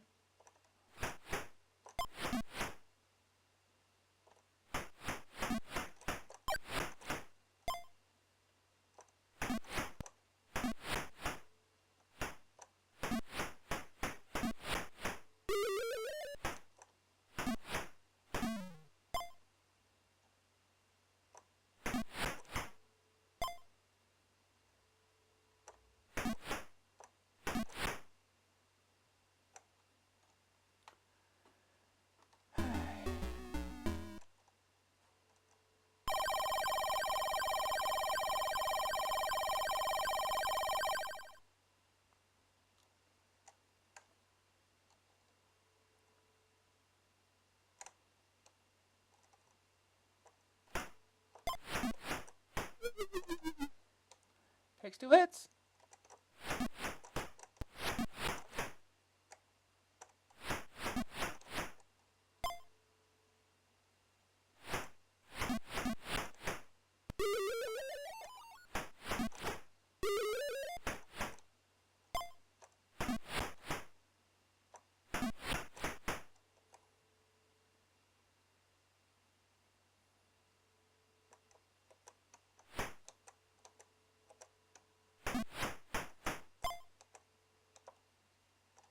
Yeah, that was avoidable.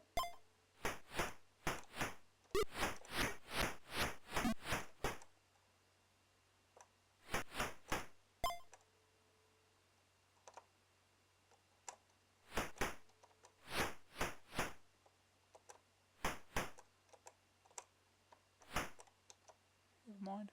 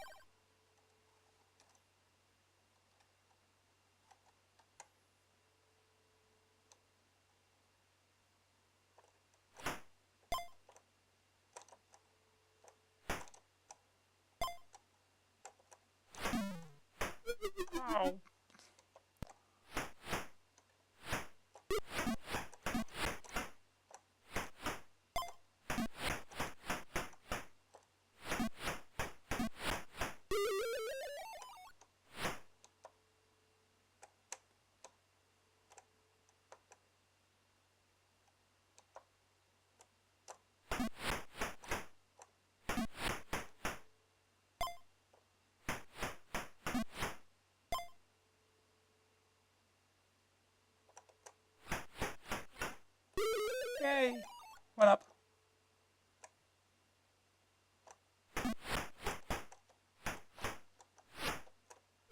Oh, well, there goes the one up.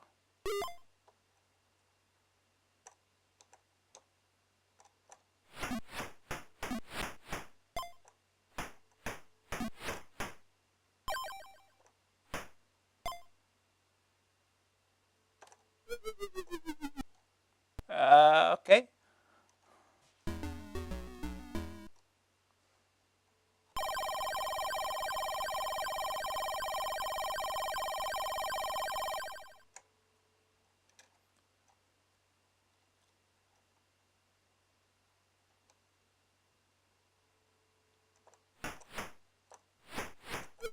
Oh, how many hits does that thing take?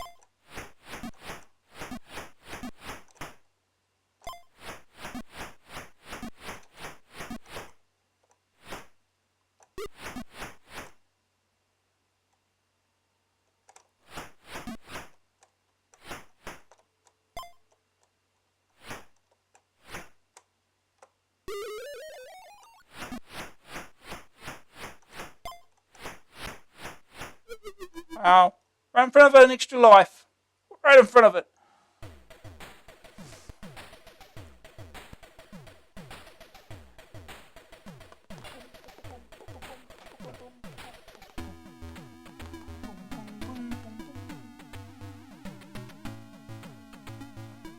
What we'll do? Have a look at another part, won't we?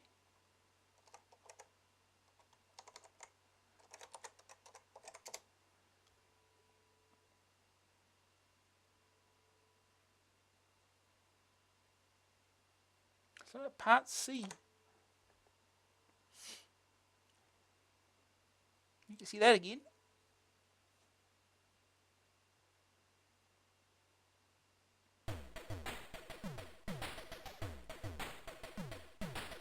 Ah.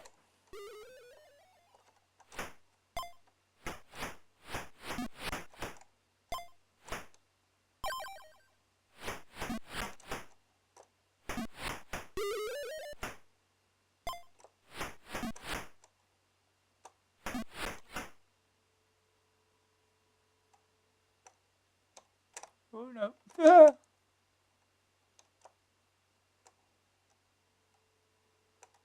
What platform do you have?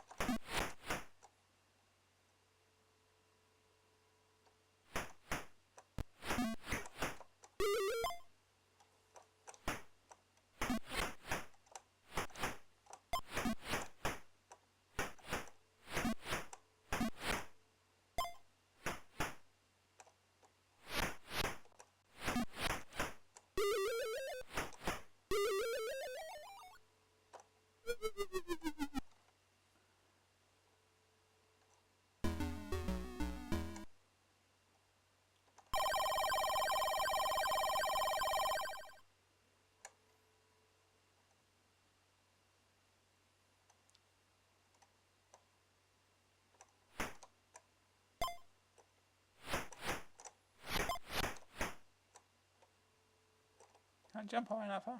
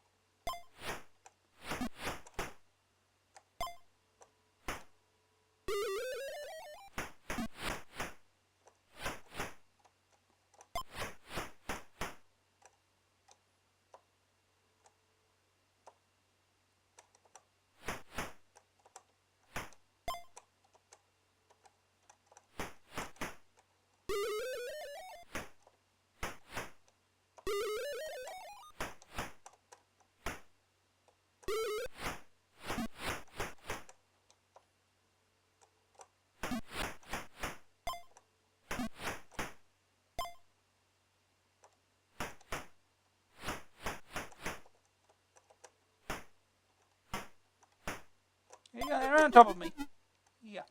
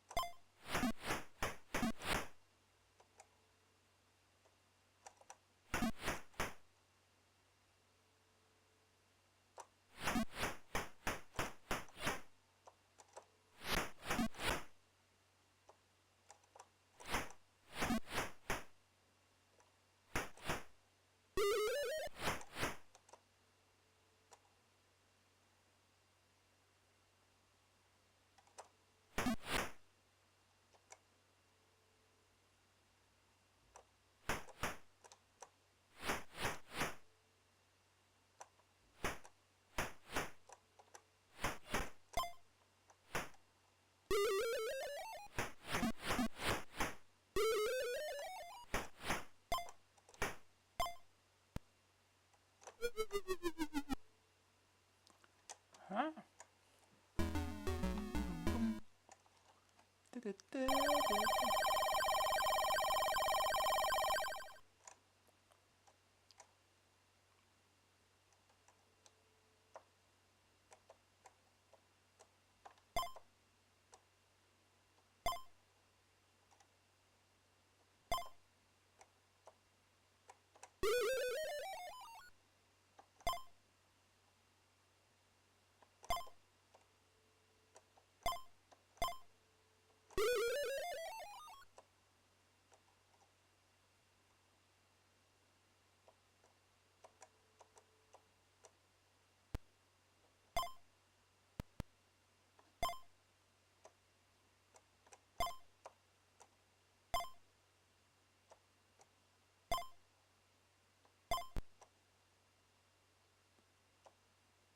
I get everything, I guess.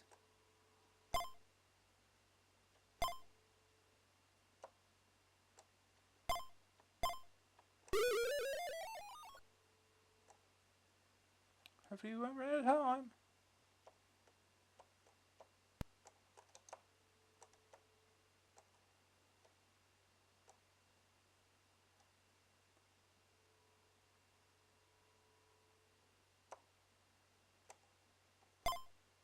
We're running out of time.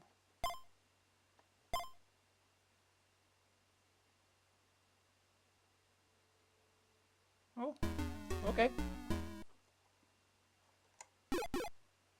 2. Time bonus is 2. Good.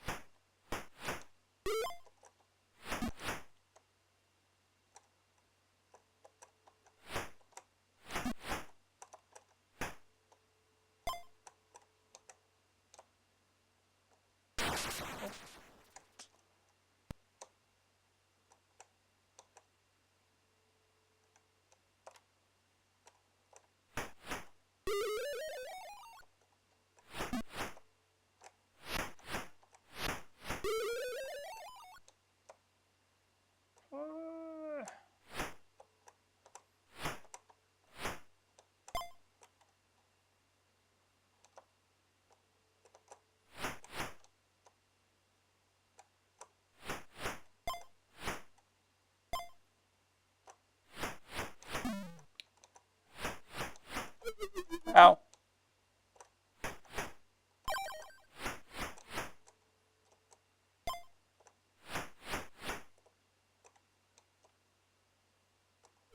Yeah. That's fair.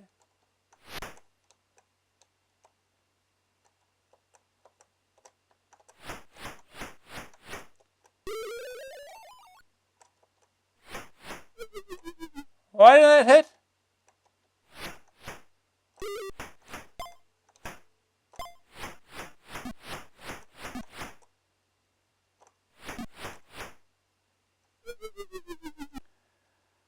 Huh.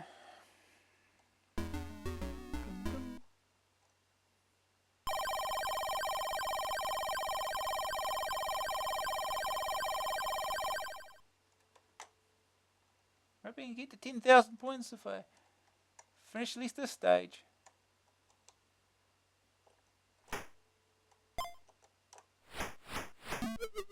Yeah, probably not happening.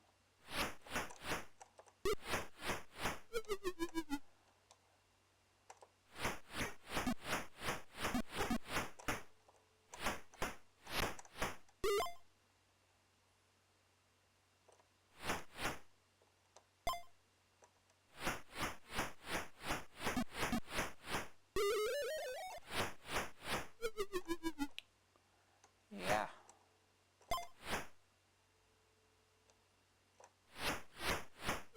God damn it, though. Yeah.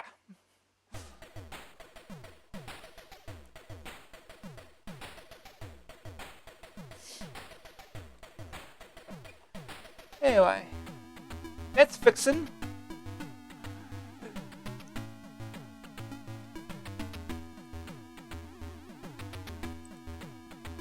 Let's move on.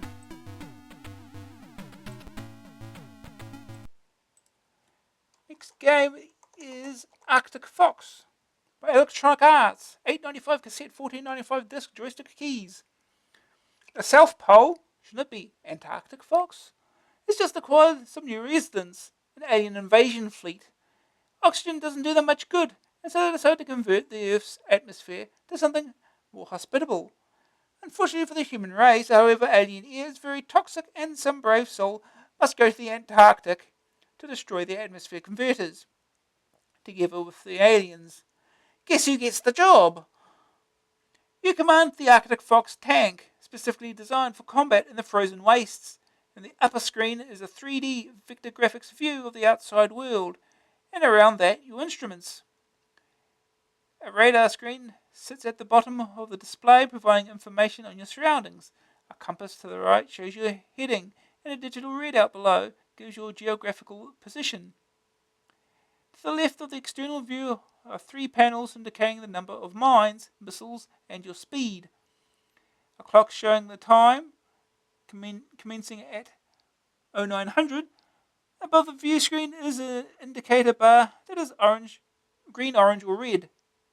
Before play begins, you have the choice of practice or tournament play.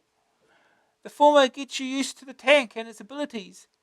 The latter is the full-scale game of alien annihilation. Practice is vital before you're ready to save the world. Antarctica consists of several different terrain types that alter the movement characteristics of the Arctic fox. Crevices are most dangerous. Drive over the edge and you'll plummet to your death. Tundra slows you down and mudflats cause you to slide a little. Oh no, ice physics. Rocks and mountains can't be driven over, but they offer some cover from enemy fire. And cover for the enemy too. Ridges present a higher vantage point from which to blast your enemies. Your tank is armed with missiles, cannon and mines. Missiles are camera guided, allowing you to control after launch. Missiles are deposited from the back of your tank and detonate after a time limit, or when something bumps into them, yourself included. Missiles are more destructive than cannon, but unfortunately they're in short supply and must be used carefully. You have 3 other options: cannon inclination, dig in, and relative reverse. The first speaks for itself. The second enables you to be part buried beneath the snow, or relative reverse speedily switches you from forward motion to reverse and vice versa. The alien forces consist of tanks, reconnaissance vehicles, aircraft, rocket launchers, radar stations, air converters, communications forts, and the main fort. There are two varieties of tank, light and heavy, the lighter ones being lower on firepower and armour. Reconnaissance vehicles either patrol with aircraft or light tanks, depending on whether or not they can fly. Rocket launchers are armed with very destructive missiles and need to be approached cautiously. Radar stations jam your radar, detect you at long range, and guide alien forces towards you. Communications forts draw in the heavy opposition towards you, and that's where the indicator bar at the top of the screen comes in, keeping you aware of how well informed the enemy are of your position. If it's green, for instance, your position is unknown to them, while red means aliens know where you are. Finally, there's the main fort that must be demolished if you're to win the game. Everything can be destroyed with either the cannon or missiles, though some targets take several hits. The vectors are well drawn and there's no flicker in them, but considering the comparatively small playing area, it should have been possible to make the action a little faster. Colour is used well to indicate different terrain types, and the rest of the display is clear and easy to read. Sound is limited to explosions, but they're done well. One thing and one thing only prevents Arcticfox from being a fantastic game, and that's the lack of action. For the first few minutes, there's plenty of opportunity to blast aliens and destroy air converters, but from then on, it's mostly a matter of driving around looking for something to destroy. So you end up driving over ridges for excitement. Even so, it's a very good game that should keep you occupied for many months before you finally thwart the invaders. First aid target score 1000 points. Second opinion. Lots of features here. Blizzards force you into mistakes, and the hills and obstacles are good too. This is not a simple blasting game, but requires some thought. Pity about the naff screen presentation. More effort here could have only helped. Novel, but not fascinating. Green screen, no problems. The verdict. Graphics 74%. Good use of colour to indicate different terrain types. Smooth movement of the vector graphics. Sonic 17%. Simply a series of explosions. Grab factor 84%. Very easy to just start blasting those aliens. The training range gives you a chance to practice driving and gunnery skills. Staying power 79%. Destroying the enemy base takes a long time. Driving around with nothing to do gets boring. AA rating 81%. Good variant on the Battlezone theme. Hey.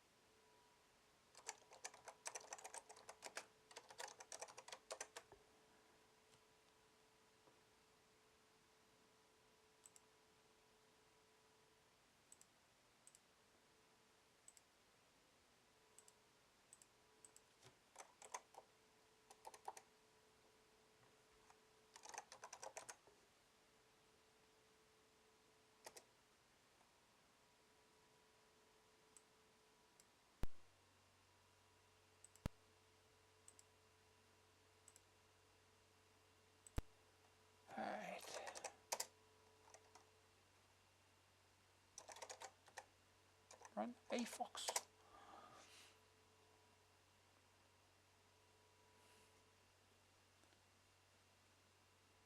Electronic Arts.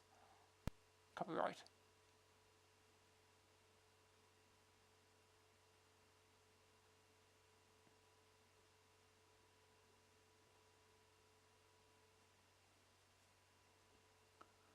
Created by Dynamics. Original version by Stephen Potter, Damon Sly, Paul Bowman. Amstrad version written by Mark Fisher, Aaron DeSanti, Comtech. Copyright 1988, Dynamics Software Development. F1, Enemy Preview. F3, Training Mode. F7, Beginner Mode. F9, Tournament Mode. Look at the enemy preview. See what enemies we get.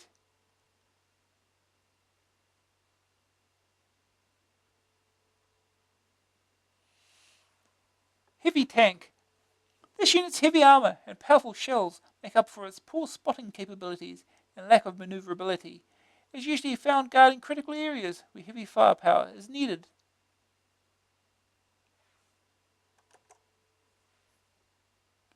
Light Tank.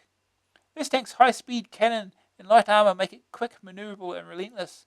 It can be found in search patrols and strike forces. Recon Sled. Although this unit has no armament, it poses a great threat to the Arcticfox. It has long-range spotting abilities and will radio your location to the communication fort.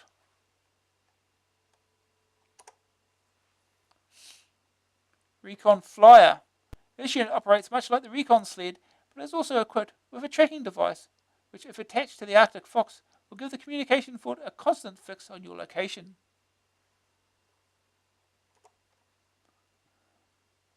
Fighter. Unquestionably the most lethal unit of the alien attack force. Its great speed allows it to swoop down unexpectedly on its target, and its evasive maneuvers make it difficult to hit. Rocket Launcher. An immobile ground unit able to fire guided missiles that will track their target. A direct hit from one of these will result in heavy damage. Rocket launchers have a forward firing angle of 140 degrees. Radar Station. These have longest spotting range for any enemy. They can detect Arcticfox 7 miles away. They also have the unique abilities of cloaking enemies from radar and scrambling missile tracking systems. Floating mine. Used as perimeter defences in critical areas, these mines will home in on the Arcticfox and detonate on impact, causing severe damage. Beware of their unpredictable evasive manoeuvres. Air converter.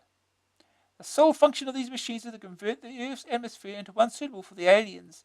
Destroying one will slow down the conversion process, saving countless lives. Communication fort. Controls the alien communication network. If it is alerted of Arcticfox's location, it will send in strike forces and search patrols. Destroy it and strike forces will not be alerted to your location.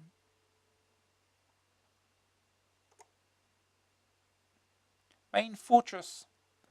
You must penetrate the alien's perimeter defences, find the main fortress, and destroy its vulnerable top. This will scatter the enemies and drop the force field. This is your mission goal.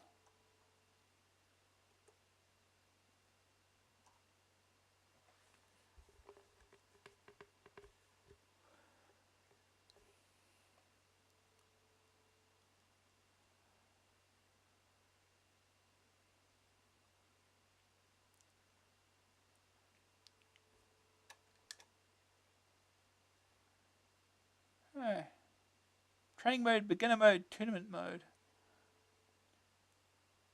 Guess we stick with training mode, see what we can do. Figure out the controls and everything.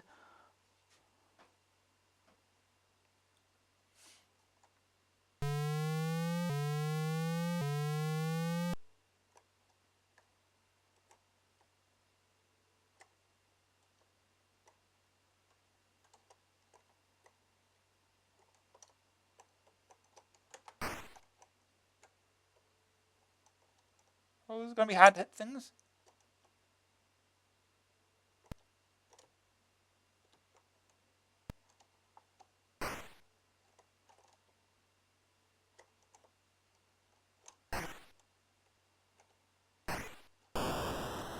Okay, we hit a thing.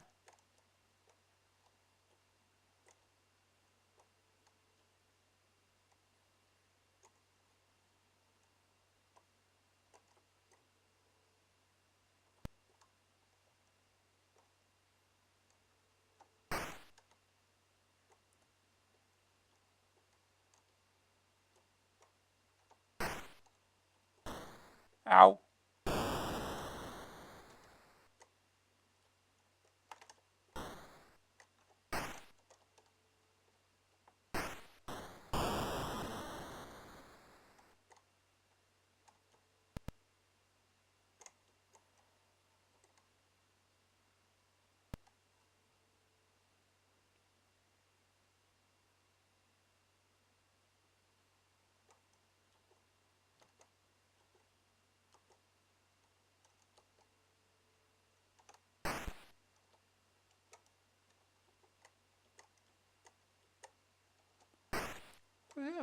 Stop turning. Oh, okay, that did it.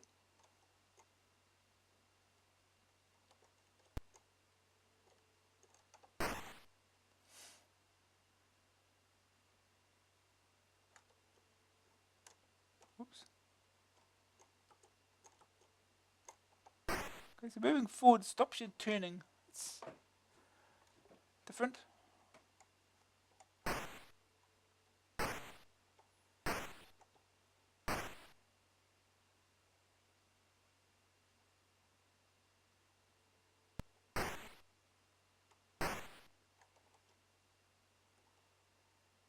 What are we doing?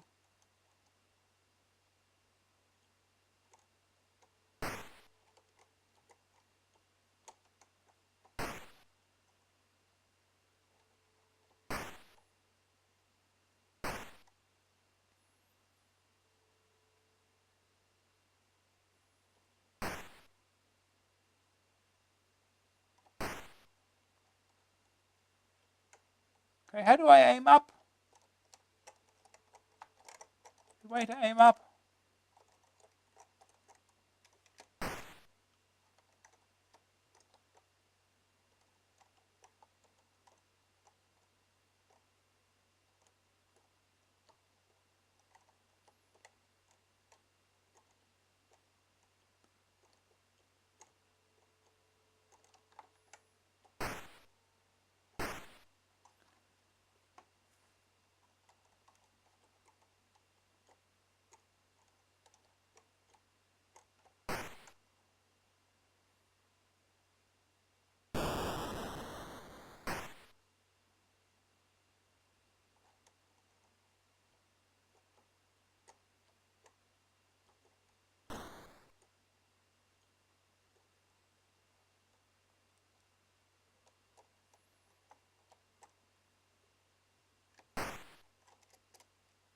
How to fire rockets.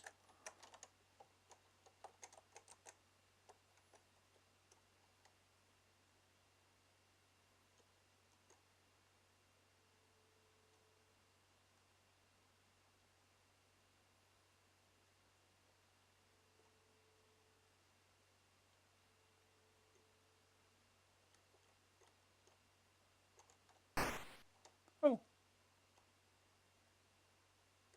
Let's just go over something.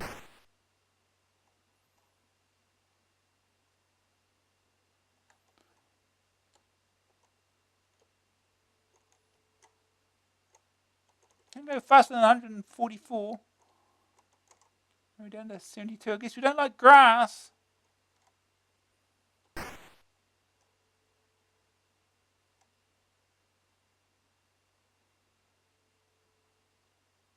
Ow. Ah. I think I hit something. I don't know what.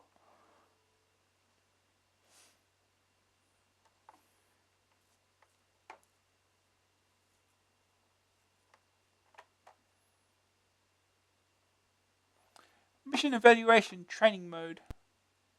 O2 lift 0, resources used, shells 33, mines 0, missiles 0. Enemies destroyed, e-converters 0, recon sleds 1, light tanks 2, heavy tanks 1, floating mines 1.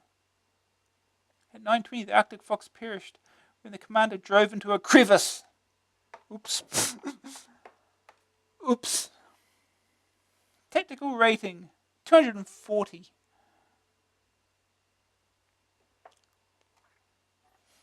Alright, let's pause this.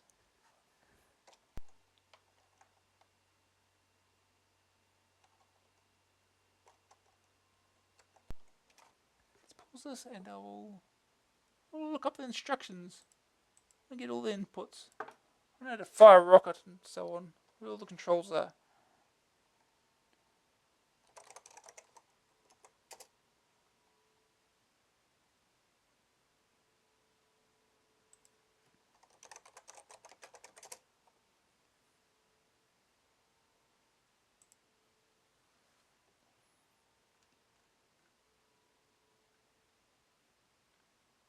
Okay, English instructions.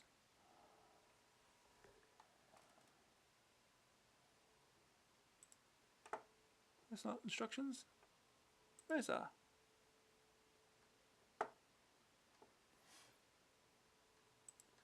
Alright, Arcticfox. Amstrad diskette. Program loads automatically. Control R restarts the game at any time. Escape pauses and restarts play. Control K selects keyboard control, the default. Control J selects joystick control. That would have helped to know beforehand.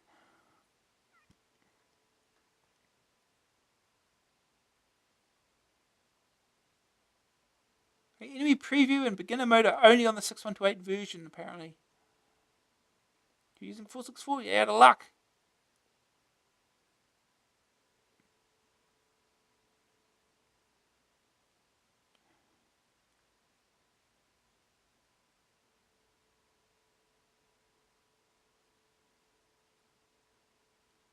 Okay. Oh, cannon inclination is controlled by F7.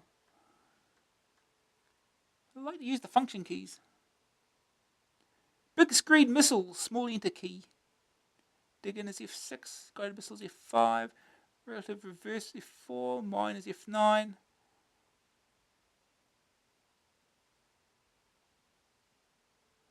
Map view is F8, but only on the 6.128 version. Alright.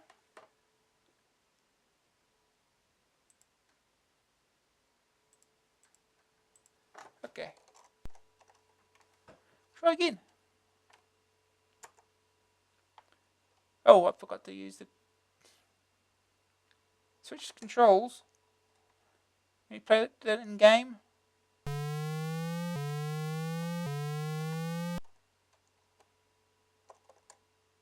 Yes, we can apparently. Okay.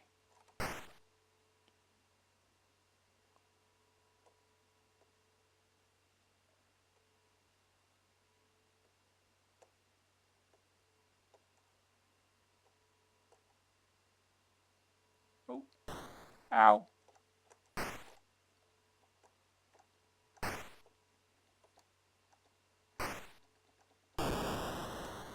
Okay. Got one tank.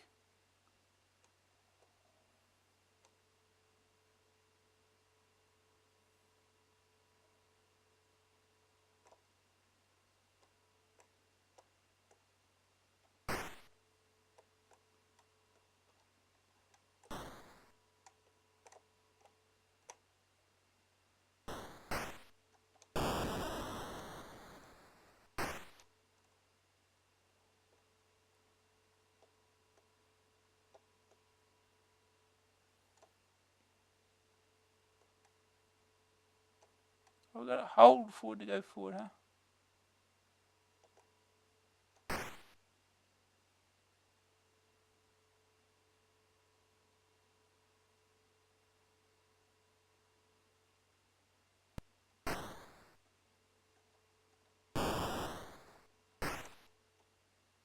Okay.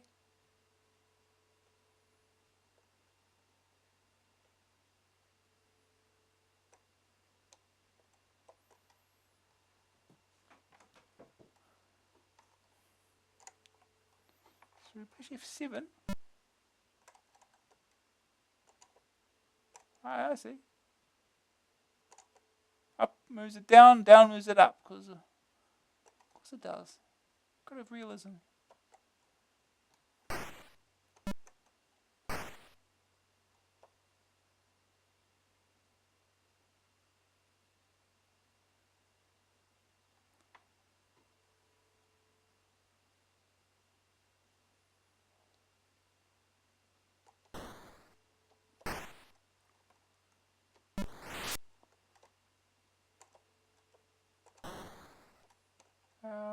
I can't. Fire the missile. We can't see a damn thing.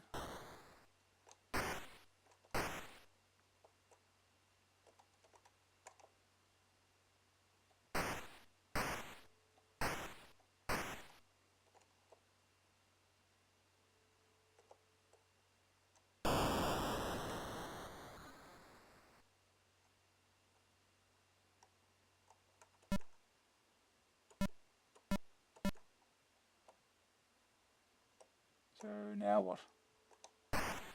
Can't see a damn thing.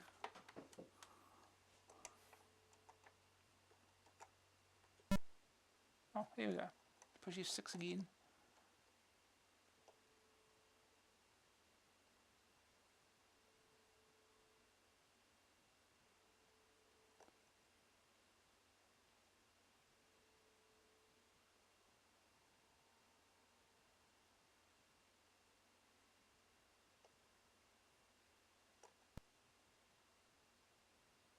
I guess this black thing along here is it'll be a crevasse.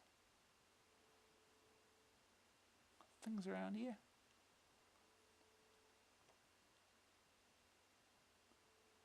See if we can catch up to them. This thing's moving.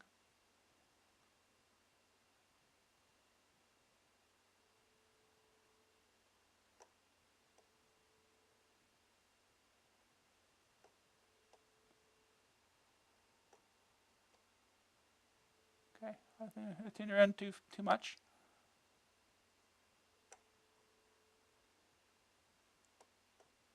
Okay, so there's these things up in the air here.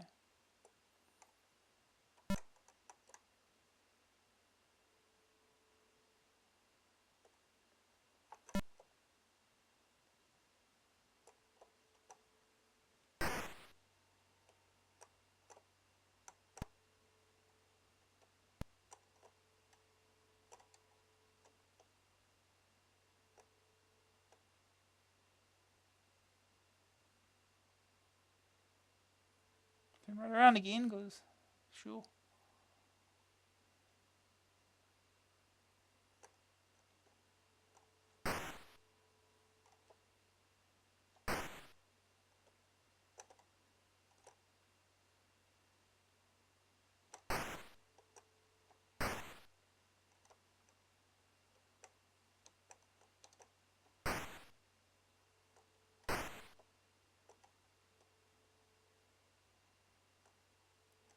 get it? This thing down again.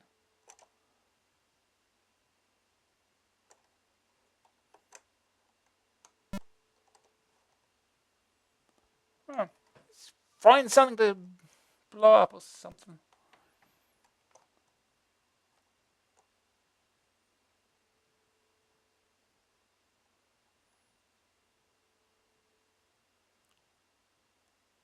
Turning around, just turning around again, because I don't know.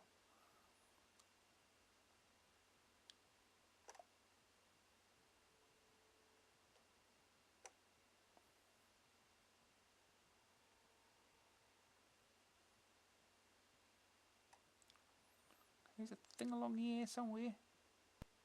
It's moving.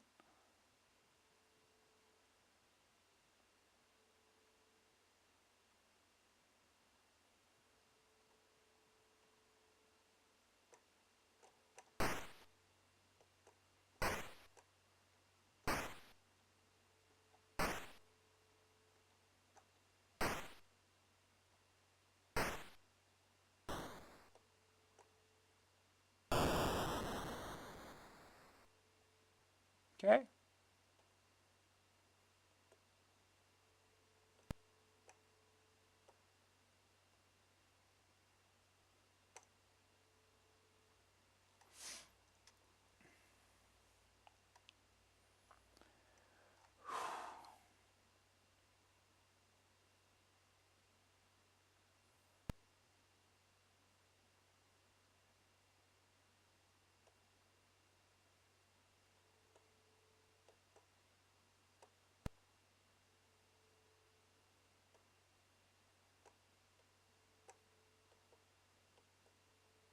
Oh.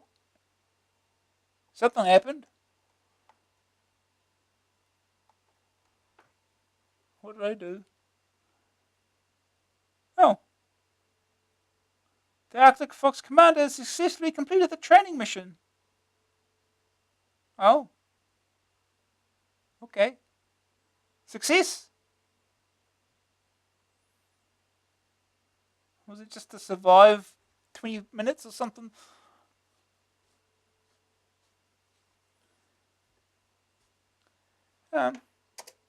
Get the idea. It's something that'll take time to get into. We don't have that sort of time at this moment, but we'll move on.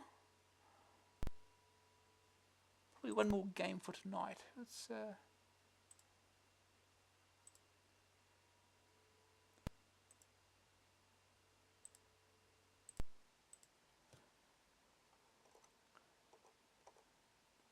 coming soon. Sneak previews of games destined for your CPC. AD&D. Good news and bad news for CPC. Do you want the good news or the bad news? Okay, the good news. The first product in the advanced Dungeons & Dragons AD&D range is due for release soon by US Gold. It's Heroes of the Lance, and it's based on the first of the Dragonlance role-playing supplements to the AD&D game, Dragons of Despair. A brave party of adventurers venture into the ruins of the Temple of Zaroff to retrieve the valuable discs of Mishakal. The 8 are Tennis, Sturm, Riverwind, Goldmoon, Raceland, Caramon, Flint, and Tasselhoff. Tennis is the red-haired and bearded leader of the party. Flint a dwarf, Tasselhoff a thief, Sturm a knight, and Goldmoon carries the blue crystal staff that brings people back from the dead. Raceland and Caramon are twin brothers, the former a wizard and the latter a warrior. Careful selection of which character does what is an important part of the game, something best learned through experience. As the group delves deeper into the temple, they encounter the Draconians, undead, and other monstrous creatures, until they finally reach the discs of Mishakal. Unfortunately, the discs are guarded by an ancient black dragon who must be defeated before you can leave with the discs. The Heroes of the Lance won't end here though, because US Gold may well convert all 15 Dragonlance scenarios to the computer over the next 4 years. Good luck with that. Heroes of the Lance is due for September release, and will of course be reviewed fully in these pages. Oh yes, the bad news. The computer versions of the role-playing game is unlikely to appear on the CPC. Pool of Radiance was scheduled to be the first release in the role-playing line, but it now seems doubtful. Pool is going to come out on the Commodore 64 though, so it should be possible for the CPC to run it. US Gold are not sure that the cost of converting to CPC would be recouped, so it's up to you, our loyal readers, to convince US Gold what a good idea it would be to release Pool of Radiance on CPC. Gold, silver, and bronze. Epix 14.99 tape, 24.99 disc, September. This Epix compilation features summer games and summer games 2, not previously released on the CPC, and winter games, a Raven AA9. The events are figure skating, free skating, speed skating, ski jump, hot dog, biathlon, bobsled, pauses for breath, triple jump, rowing, javelins, show jumping, high jump, fencing, cycling, canoeing, pole vault, 100 meter dash, gymnastics, freestyle relay, swimming, 100 meters freestyle, skeet shooting, 4x400 meters relay, and diving. Phew! Mickey Mouse, Gremlin, 9.99 cassette, 14.99 disc. In AA32, we revealed that Gremlin had signed a deal with Walt Disney, the company, not the man, he's dead, you know, to bring the most famous mouse of all time to the computer screen. The Ogre King and his 4 evil witches have stolen the wand of Merlin and plan to do nasty things with it. And what's more, a spell has been cast over the land that enables the Ogre King to rule. After the casting, the wand is broken, and a piece given into the care of each of the witches. Enchanted water has been stolen and used to create evil creatures to grant the tower of the four witches. Mickey has a single figure of the enchanted water, as a single flagon of the enchanted water to take with him on his quest to retrieve the wand. When Mickey has it, he must find the Ogre King and bash his skull in with it. Doesn't sound like little Mickey at all.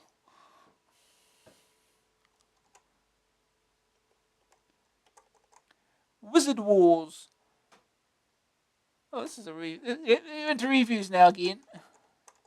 Wizard Wars. Go, 9.99 cassette, 14.99 disc, joystick or keys. Despite what people think, life as a junior wizard is not all it's cracked up to be. It's not the most exciting job in the world, but the hours are pretty bad too.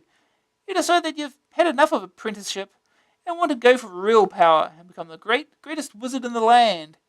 For that, you'll have to take on the current top wizards.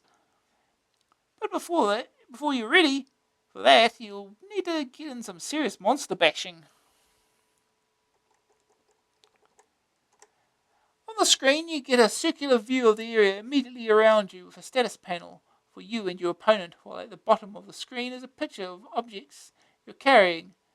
The status panel has a spellbook, bar chart, and picture of you. Your opponent's is laid out identically. The bar chart has 3 bars. They represent your physical, spiritual, and mental qualities. If any of these reaches 0, you die. Spells are what you use to defeat opponents in this game, and they come in the 3 categories of physical, spiritual, and mental. Physical spells damage your opponents. Physical spells damage your opponents.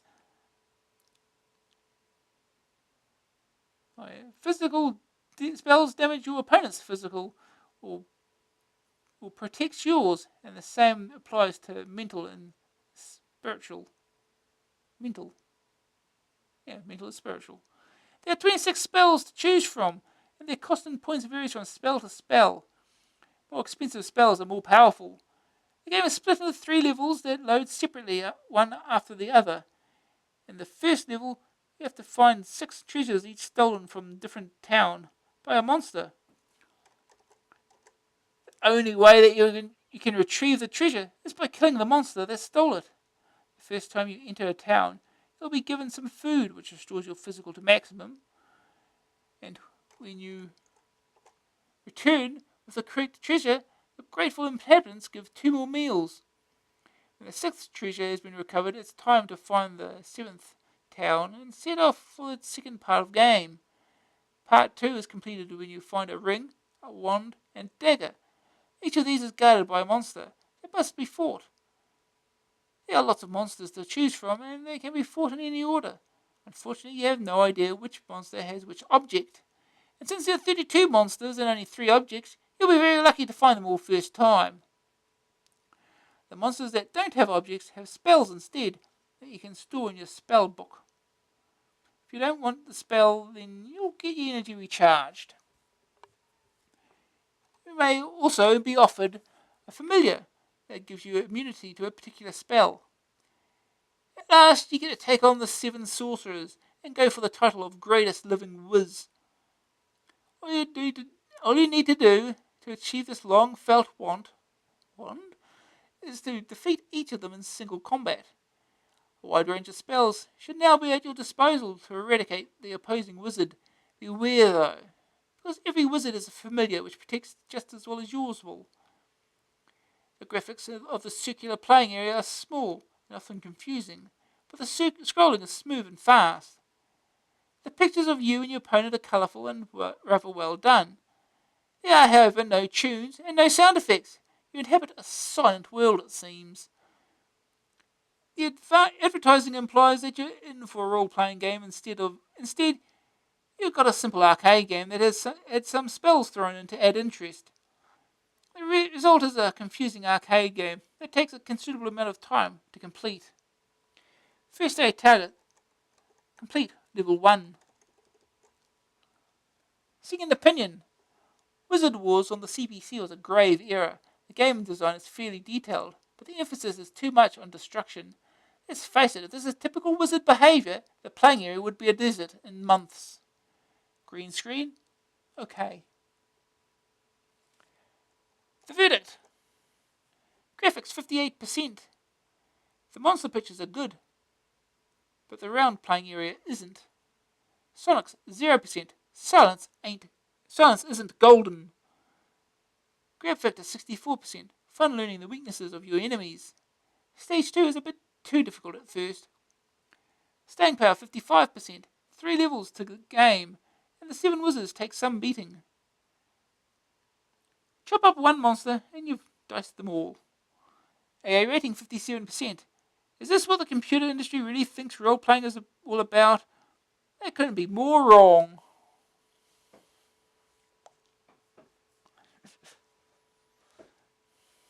Don't worry, we'll get to that argument when they do eventually review The Bar's Tale.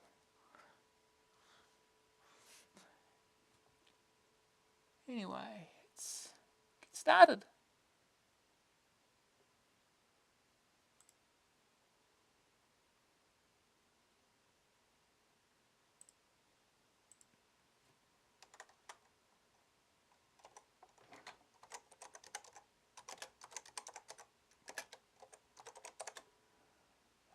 This was by Go, right? Yes.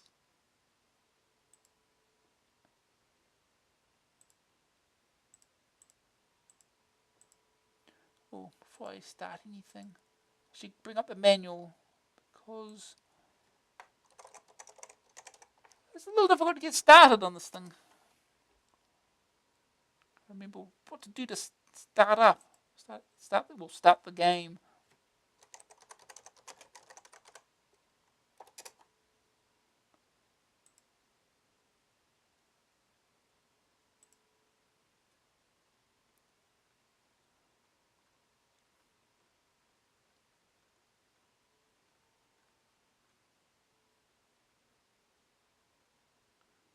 Alright, level 1. The player.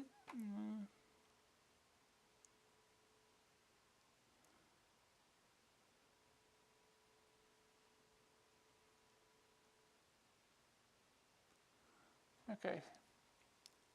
So level 1. To begin your conquest, you must select 4 spells. Once these have been selected, you can start. Press fire to get the spell displayed currently. The available spells are displayed sequentially on the right-hand spell book. Press S to turn on spell book to a blank page before making a selection. Press X to drop an unwanted spell. When the player has 4 spells, press E to continue to the game.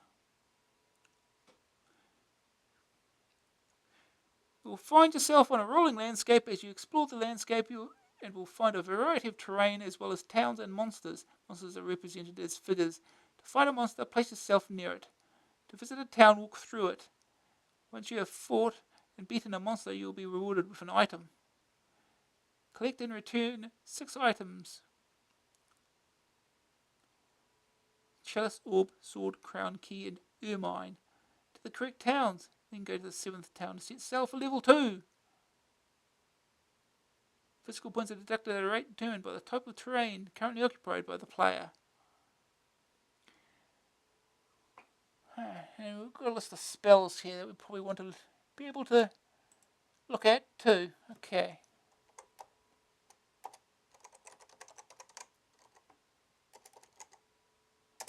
Start this up.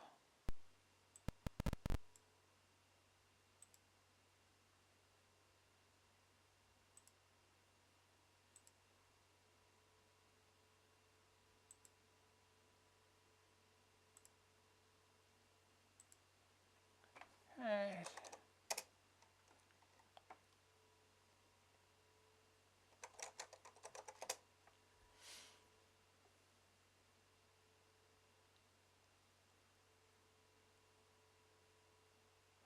Warz, game designed by Gary Bolton, programming by Paul Hobart, graphics by Martin Calvert. Copyright 1987, Canvas.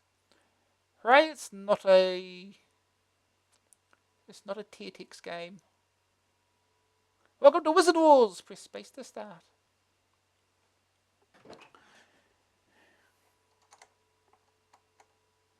Yeah, because this is very confusing. What you're supposed to do. This is selecting your spells.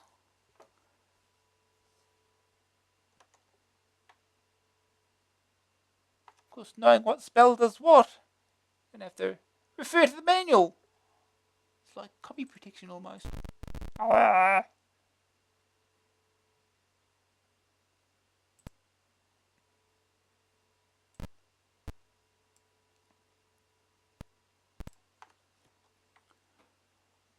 Spiritual spells, mental spells, physical spells, slow, fireball. All these. Okay, we'll look for a diamond because that is magic missile. Is that it? No.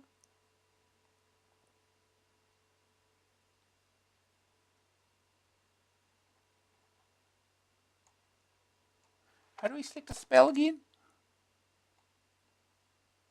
Oh, this is fire.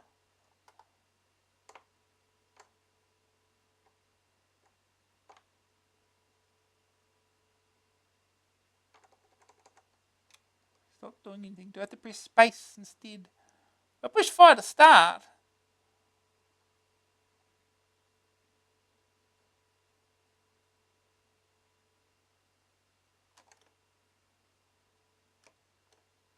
No.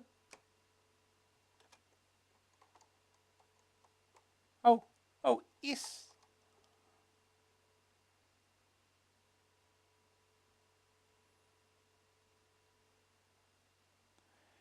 It's a stupid way to start the game, isn't it?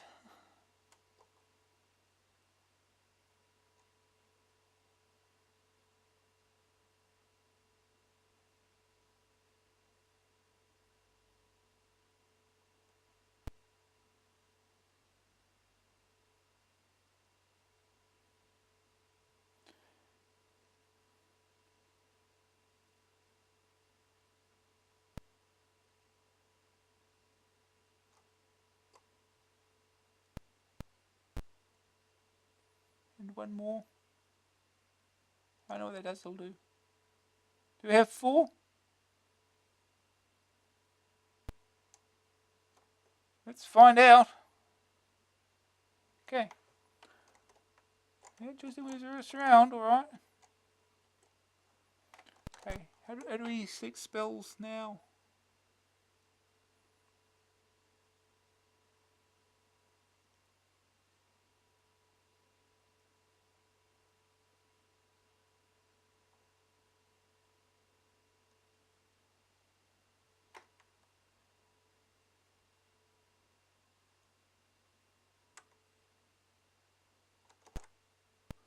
No idea.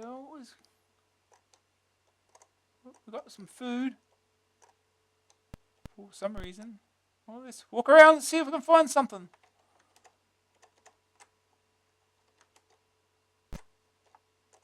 That's water. I bet our dude can't swim. It's usually the way.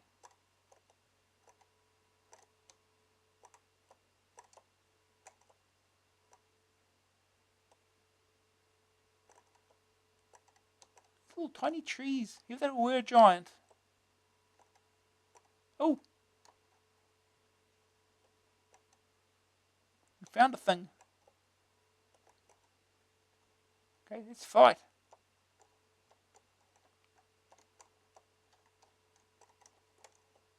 How do we set spell?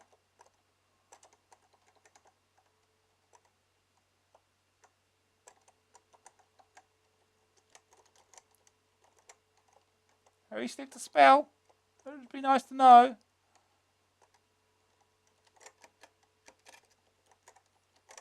Oh.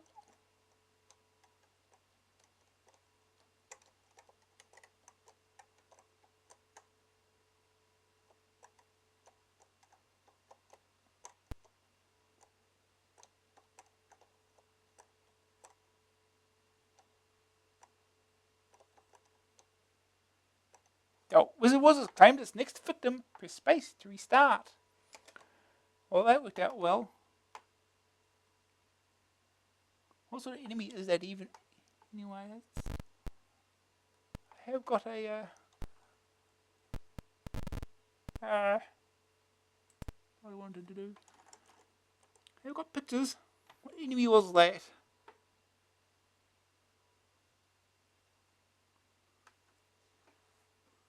Not like it uses words to tell you what it was.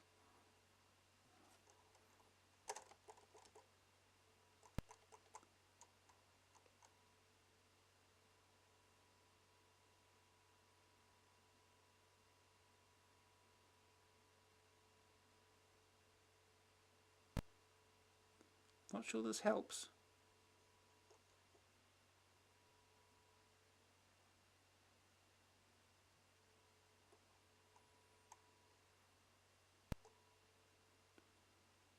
Yeah, this doesn't help. I don't think these pictures kind of match what's in the game. Oh no, oh. Yeah.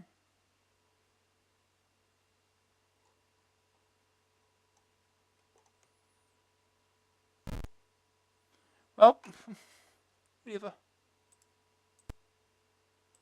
Let's try again.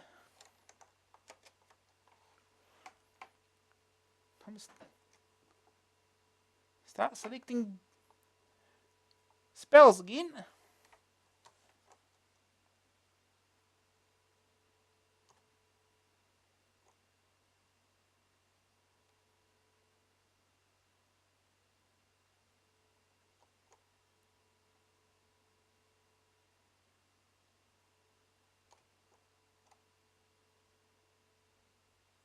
Okay, we've got 4 spells, hopefully. Let's go. See if I can find that thing again. It's over this direction.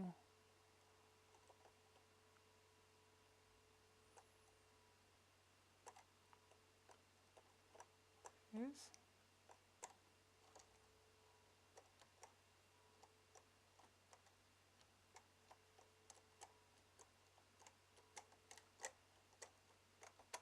How do I select the spell? Come on, select spell.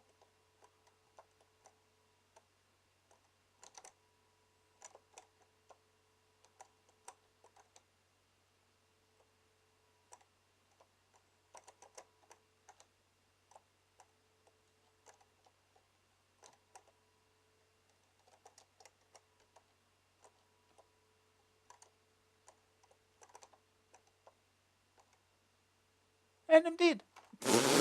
This game's stupid.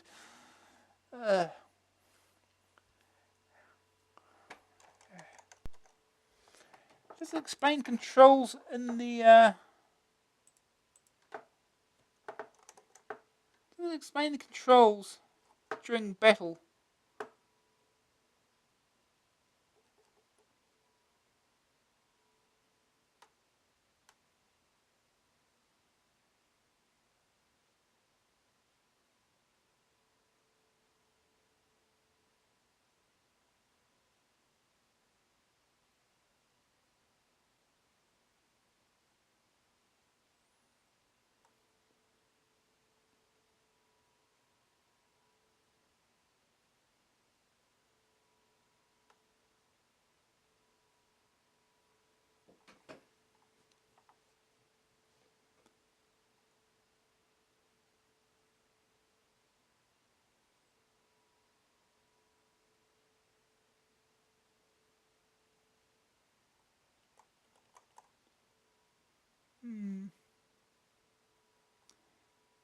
Yeah, it doesn't really tell me how combat works.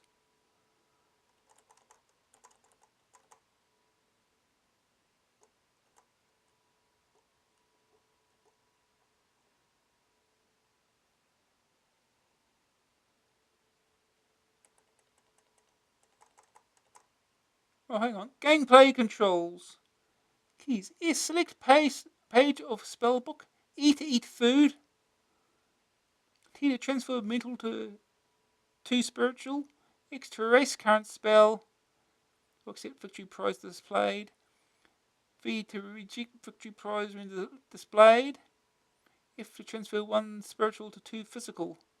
Help key Atari ST only. Displays available options. Firecast spell. Okay. Okay. We'll give it one more go.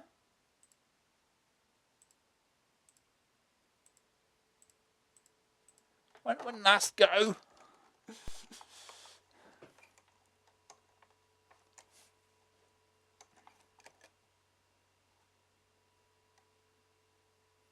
Okay.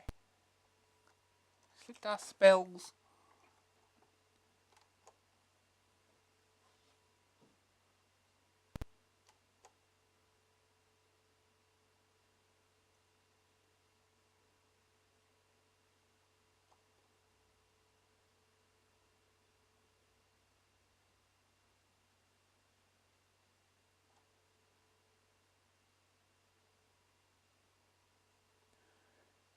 Just cycle through them all, that's the problem. Let's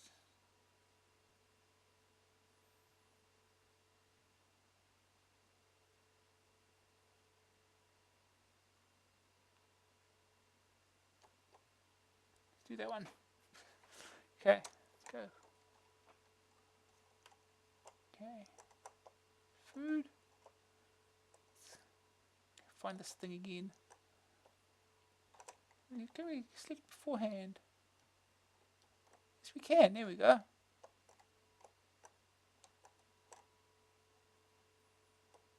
What is this background?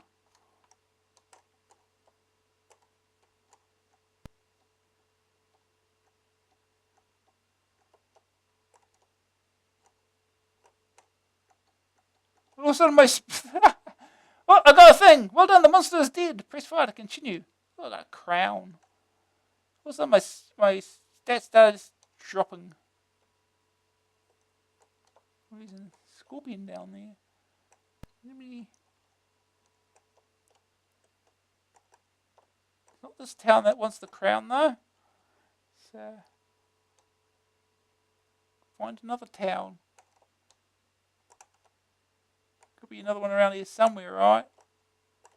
Mountains.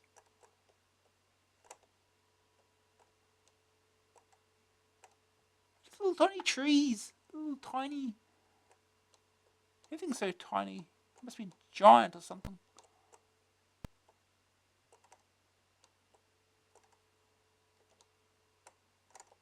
Ooh. There we go. Big old castle. They wanted the crown. Now I got food. Eat food. Here we go.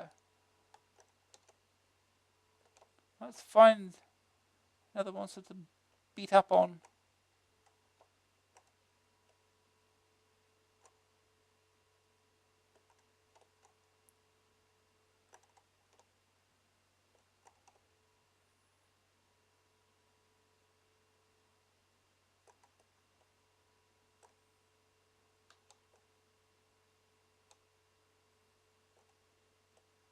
Should we run around somewhere?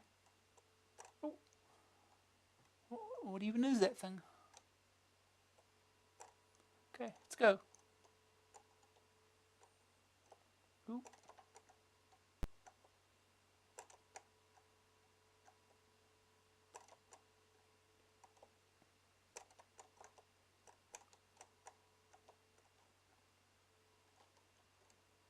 Should I just lose the spell?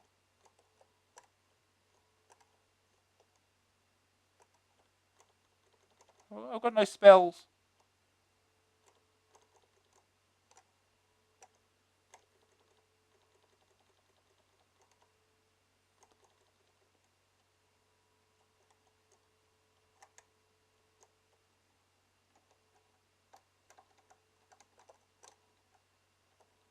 Now what do I do?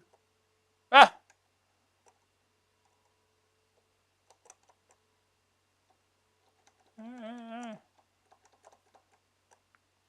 Just do go right until I suddenly stop being able to use spells. It's kind of an important thing for a wizard. Can I just punch him? Yeah, I guess not. Welcome to Wizard Wars. Press space to start.